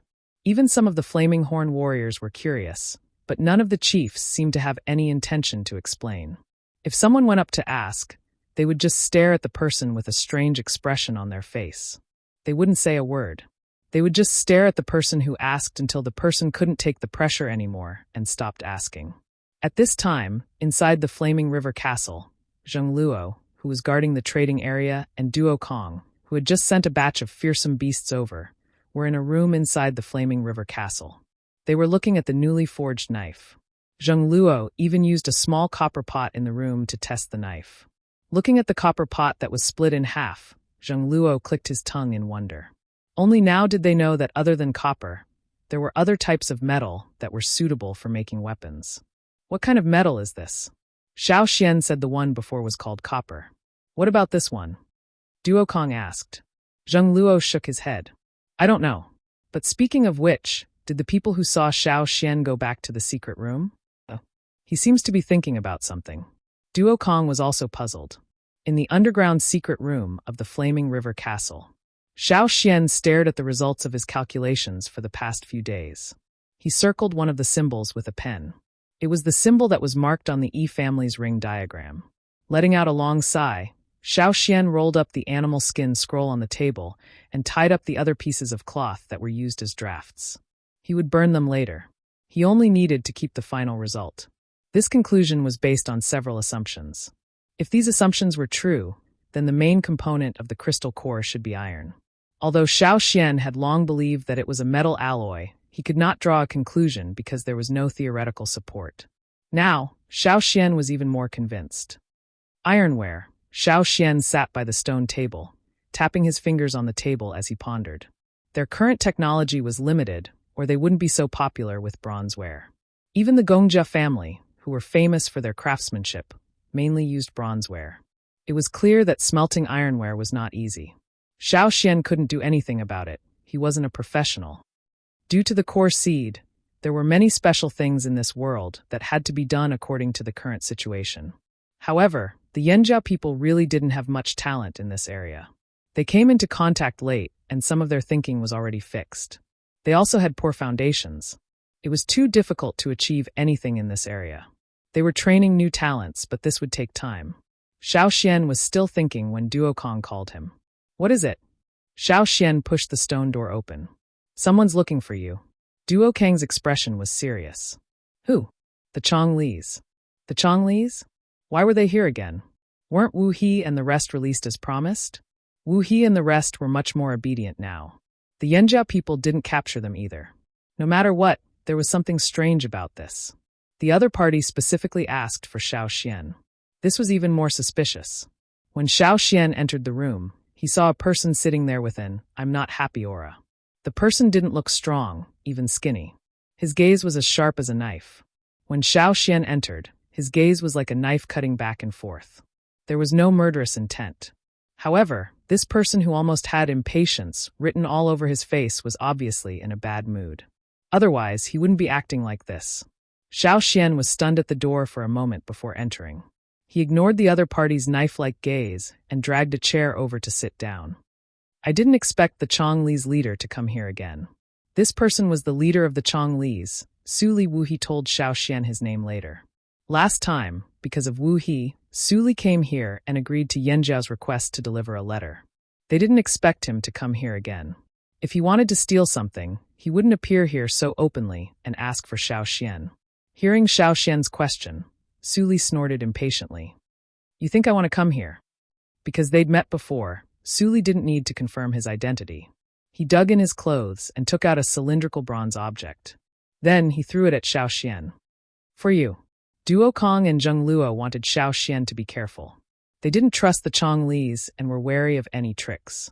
Seeing their reactions, Su Li snickered but didn't say anything. Xiao Xian caught the cylindrical object and looked at it. He saw some cloud-like patterns on the surface and was surprised. "I think you know who this is." Su Li stood up. "I've brought the item. Let's go." The Chonglis were supposed to be free and unfettered, looking for fun everywhere. Since when did these people start treating the Chonglis as messengers across the sea? Yes, it was the Yanjiao who started it. They couldn't let this continue. But every time the messengers gave him a reason he couldn't refute. It was so frustrating. Last time, it was because of Wu He and the other little bastards. This time, it was because he owed Gong Jiaheng a favor. Gong Jiaheng had made him a handy tool, but he didn't ask for anything in return. He only said he would ask Su Li for help if he needed it. He didn't expect him to be a messenger. As the leader of the Chonglis, although he had done a lot of bad things, he still kept his word. He had to keep his promise. Hence, he brought the item Gong Jiaheng gave him. It was precisely because of the anger in his heart that Su Li did not have a pleasant expression on his face this time. He hurriedly left, afraid that the flaming horns would make an offer that he could not refuse. Before Xiao Xian could speak, the Chonglis leader's silhouette flickered and slid out of the window like the wind. When Duo Kong looked out, all he saw was a long-winged bird flying away. "What is this? Who asked him to send it here?" Zheng Luo walked over to Xiao Xian to look at the cylindrical object. "Gong Jiaheng." Xiao Xian showed Zheng Luo the cloud-like patterns on the cylindrical object. The cloud-like patterns weren't drawn randomly. It was a secret signal of the Gongjia family. There was a message hidden inside, and it was hard to fake. The Chonglis leader didn't have to painstakingly make a fake pattern and send it all the way here.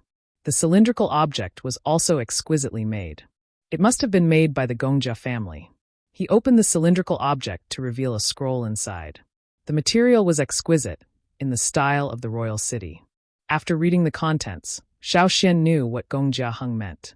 Inside, Gong Jiaheng briefly explained the situation in the royal city. The gist was that the situation in the royal city was delicate because of the people in the desert. The second son, Ji Fong, had seized the throne and eliminated all opposition forces. Gong Jiaheng didn't go into the details. His main point was that there were people he wanted to help among those who were to be eliminated. Because Gong Jiaheng had helped Ji Fong forge swords, Ji Fong had agreed to exile those who weren't involved. Now that the situation was chaotic, Gong Jiaheng was worried that the exiled people would be threatened by others. He didn't want those people to come to the mainland. At least they could have a better life with their forging skills and have a new start. To put it bluntly, what Gong Jiaheng meant was that these people were all in the technical field, not politics. They weren't scheming and were rare talents. They were just ostracized because of the new situation in the royal city. They might even lose their lives. Would you take them in? Bullshit, yes. Of course. Xiao Xian was in need of blacksmiths. Since Gongjia Hung was willing to protect them, they must be capable. After all, Gongjia Hung wasn't close to the Gongjia family. However, he valued talents. Plus, if Gongjia Hung valued them, they wouldn't be scheming. Gongjia Hung said that these people had taken the desert route, avoiding the center of the war. However, he wasn't sure if they would pass through the desert successfully. If Xiao Xian wanted to take them in, he hoped to meet them in the desert.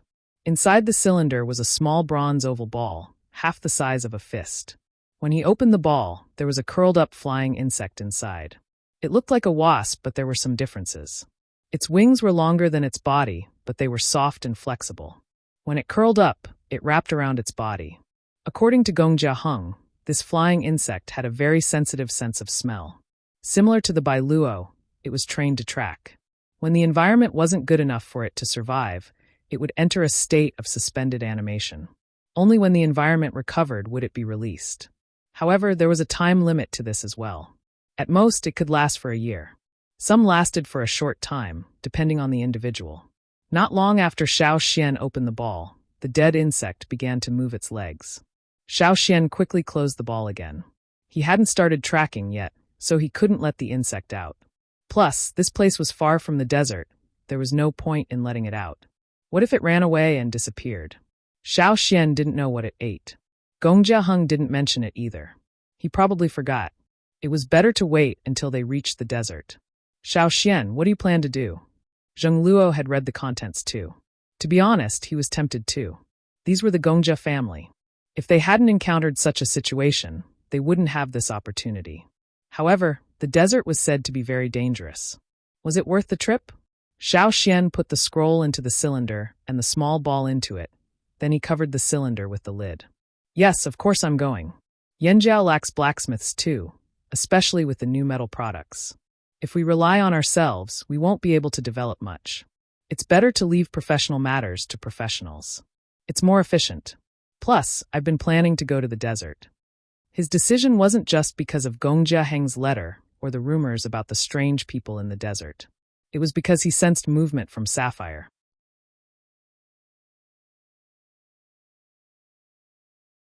Chapter 735. Xiao Xian had decided to go to the desert, but the Yanjiao people would not let Xiao Xian go alone. Plus, they were there to recruit people. If the target was someone else, Yanjiao would not care so much. However, this was the Gongjia family, especially the Yanjiao people from the other side of the sea. When they heard about the Gongjia family, their eyes lit up as if there was a mountain of treasure. They would not let go of this opportunity, especially when they had discovered a new type of metal. They needed people in this field to speed up their improvement. After experiencing the benefits of the new bronze, Yanjiao people valued excellent tools even more. According to Gongjia Heng's letter, there should be about 10 people coming.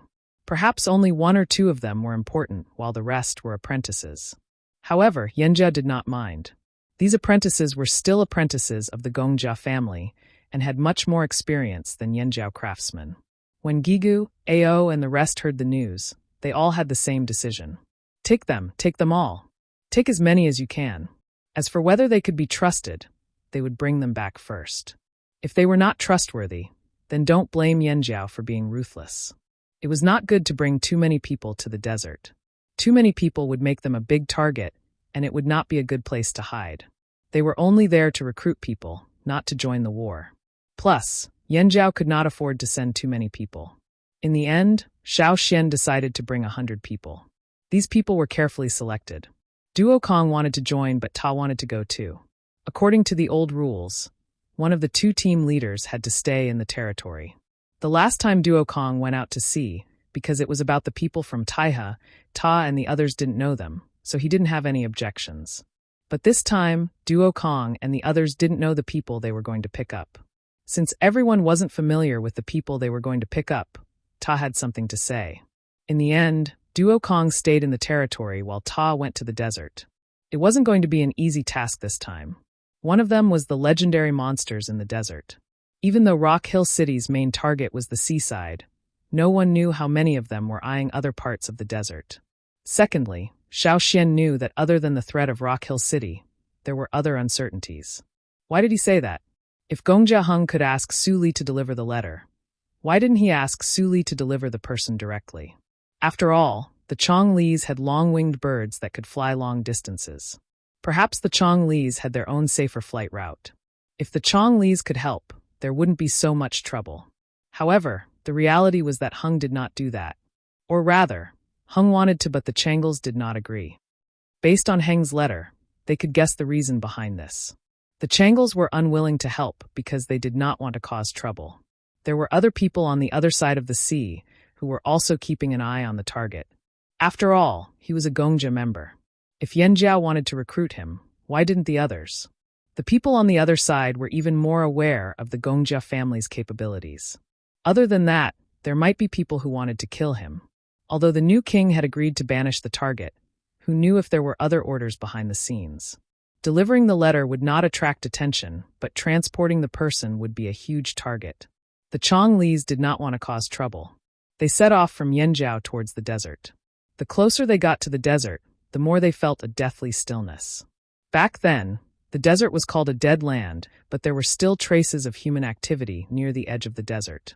Small to medium-sized tribes like the Rain tribe lived there. Now the Rain tribe had moved away. Perhaps the other tribes had left too. Perhaps they had disappeared for other reasons. Anyway, when they came here again, they had not even set foot in the desert. "The weather here is still so bad," said Tuo. Years ago, when Xiao Xian, Tuo, and Lei Di came here and rested at the Rain tribe, they had also encountered sand and dust storms.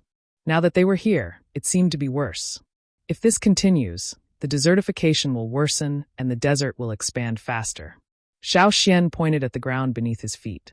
This wasn't like this before. Although there were no forests, at least there were some weeds. Now there are only sand and rocks. The place where the Rain tribe used to live has all turned into sand. Lei remembered the first time he came to the desert. The Rain tribe's decision to move was the right one. After the Rain tribe left, the weather became drier. Without the Rain tribe, there was less rain. During the disaster, much of the desert disappeared. If this continued, it might not be as big as before in 1,000 years, but it would definitely be much bigger than the desert now. Xiao Xian left 50 people outside the desert, while he brought the remaining 50 into the desert. They had 4 spiritual rain stones. The Rain tribe would not trade them away. Even though the people of the Rain tribe no longer needed the stones to collect water, the stones were symbolic to the Rain tribe. Especially after the migration, it was difficult to find any more spiritual rain stones. The ones in their hands were even more precious. Now there were 4 spiritual rain stones. One of them was given to Xiao Xian by Yanjiao, and the other 3 were rented from the Rain tribe by Yanjiao. For this, they even paid some materials as the rental fee. This was for the sake of Yanjiao. After all, the Rain tribe was now on Yanjiao's side. If it were someone else, the Rain tribe would never lend out their spiritual rain stones, let alone 3. He kept 1 for each of the 50 people outside the desert. Outside the desert, the weather was better than inside the desert. The rain stones could gather water droplets more efficiently too.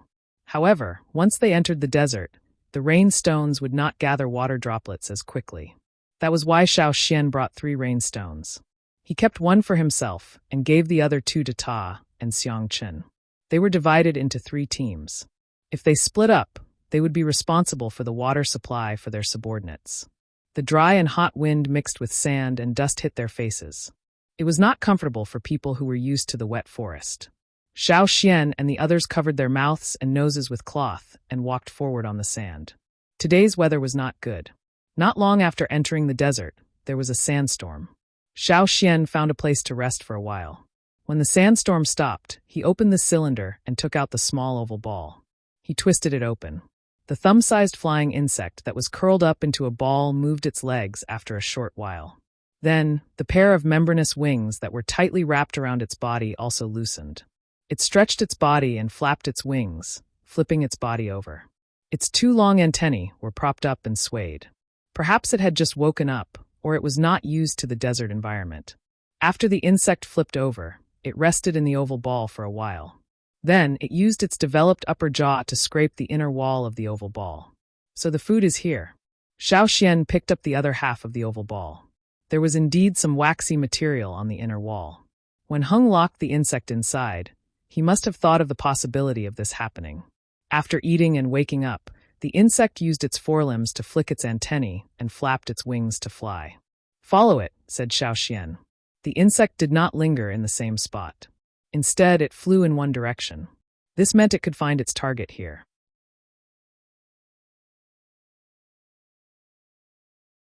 Chapter 736. The continuous sand dunes blocked their line of sight. All they could see was the sand on the dunes being blown up by gusts of wind. He was surrounded by yellow sand, and there were no other green plants. In fact, he couldn't even see any plants. Not even a single one of those powerful plants in the desert could be seen. A man in ragged clothes climbed up the sand dune step by step. He was a tall young man with broad shoulders and a strong body. The muscles on his exposed arms were taut. He dragged a simple stone hammer in one hand. At first glance, it was obvious that it was made on the spot. The stone hammer was not decorated, nor was there a hole. Instead, it was a stone and a stone stick. It was tied together with a very tough vine in the desert, and there were even strips of cloth added to it. The crisscrossing wounds on his exposed arms had already closed. One could clearly see the coagulated blood mixed with sand and dust. With every step he took, he could feel the stinging pain from the wounds all over his body. However, after getting used to it, he became numb and gradually ignored the pain. Not far behind him were a few people with unkempt hair and dirty faces. The color of their clothes was unrecognizable. Their lips were cracked due to lack of water, and they were slightly pale. Their eyes were blank as they mechanically followed the person in front of them. If they had a choice, they would not even want to breathe. The air was too hot and dry. The wind carried the scent of death and despair. "Darun, do you see anything ahead?" A slightly older man asked. His voice was hoarse and sluggish, and every single word was spoken with great difficulty, as if it was squeezed out slowly. The person who had climbed up the sand dune used the stone hammer to support himself. Most of his body weight was on the stone hammer to lighten the load. He looked into the distance. He was originally carrying a sword in his hand. That sword was the most successful weapon he had ever made. Craftsmen always liked to carry their outstanding work with them. It was also a display of their abilities. However, in this place, those outstanding results had become something that attracted danger. Until now, the only thing he could carry was a simple stone hammer that he would not even spare a glance at in the past. Hearing his subordinate's question, Gongjia Ren shook his head and dragged the stone hammer down.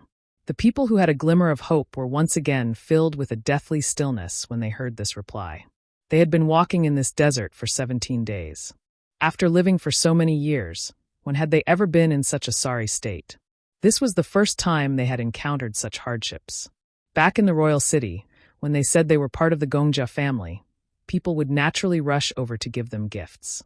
They had slaves to serve them, and all they had to do every day was forge. They did not have to worry about anything else. But now they regretted it. He regretted not learning more survival skills, regretted not following the right person, regretted taking this step. If he had stayed in the royal city and chosen another path, would it have been better? 10 of them came together, but one of them was shot dead when they crossed the sea. No one knew where the arrow came from. Fortunately, Gongjia Ren was vigilant enough to lead the group out of harm's way. Otherwise, more people would have died. But after stepping into the desert, they realized that it was even more difficult. They managed to evade their pursuers and Rock Hill City members, but the desert was a dangerous place. Of the remaining 9 people, 2 had been eaten by desert beasts and 1 had betrayed them by stealing Gongjia Ren's sword. He probably wanted to use Gongjia Ren's sword to seek refuge with the desert bandits. Yes, other than Rock Hill City members, there were a few scattered factions in the desert.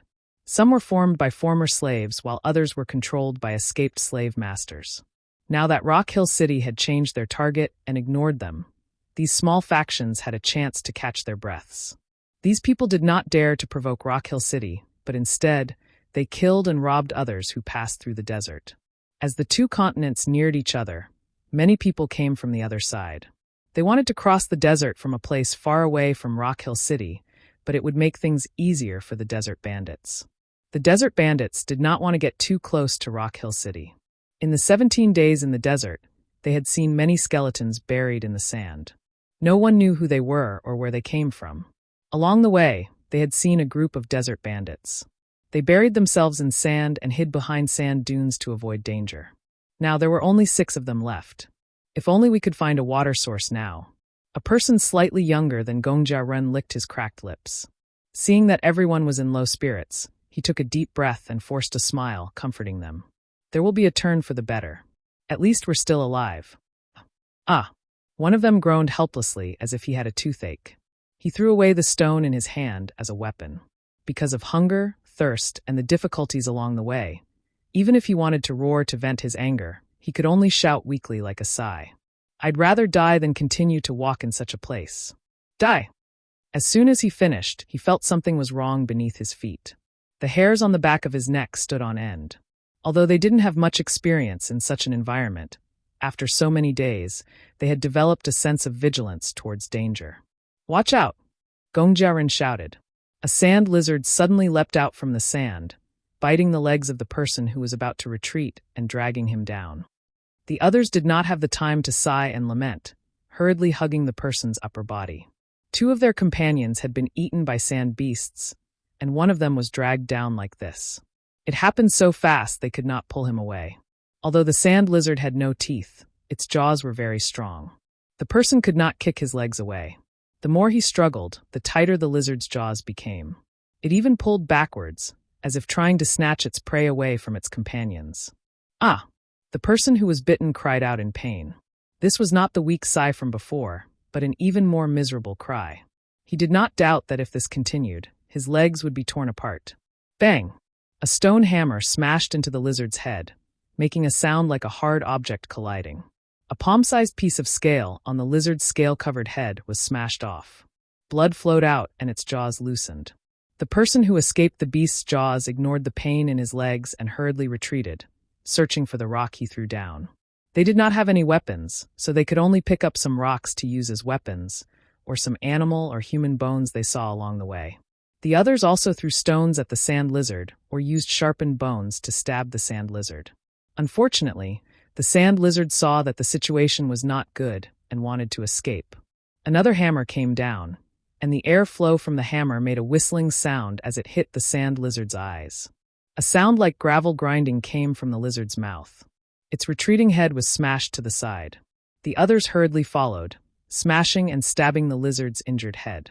After they were out of danger, they realized that this was food that they rarely saw. Everyone stared at the lizard with a fierce green light in their eyes. Finally, after a small part of the sand lizard was forcibly pulled out from the sand, it died under the joint attack of the 6 people. Gongjia Ren fell on his butt, panting heavily. After smashing the lizard 3 times, he had exhausted almost all his strength to pull it out from the sand. It wasn't just Gongjia Ren, the others were also sitting on the sand, too weak to stand up. However, if this lizard was not dealt with quickly, it would attract other sand beasts. Hence, the 6 of them did not have time to rest. Gongjia Ren crawled over and drank the lizard's blood. He did not know if the blood was poisonous, but he had no choice. The blood was thick with a fishy smell, and there were many grains of sand. They could not care less as they all crawled onto the lizard's dead body, licking its blood and flesh like other desert beasts. They were forced to do so by survival. Rustle, rustle, rustle. The sound of sand sliding could be heard. The 6 of them looked around vigilantly. With one look, their pupils shrank and their faces turned pale with fright. 1, 2, 3, 4, 5. A total of 5 lizards emerged from the sand and surrounded them. The lizard just now had exhausted them. Although they drank some blood, they could not recover in such a short time, let alone 5 lizards at the same time. It's over. That was the only thing they could think of. What should we do? One of them trembled. His face was covered in blood from licking the lizard's blood. When the wind blew, sand stuck to his face. He could no longer see his face clearly, only his terrified eyes. What else could they do? They could either wait for death or fight to the death. These were their only 2 choices. Run? With their current strength, could they outrun the lizards? Gongjia Ren closed his eyes, gripping the stone hammer tightly. They had no way out. Well, they had no way out when they were in the royal city. It was Gongjia Hung who told them to run this way. That was how they managed to survive for so long. They had wasted so much of Gongjia Heng's energy, but in the end, they still could not escape. Since they could not avoid death, they had to fight. Gongjia Ren opened his eyes abruptly and looked at the approaching lizards.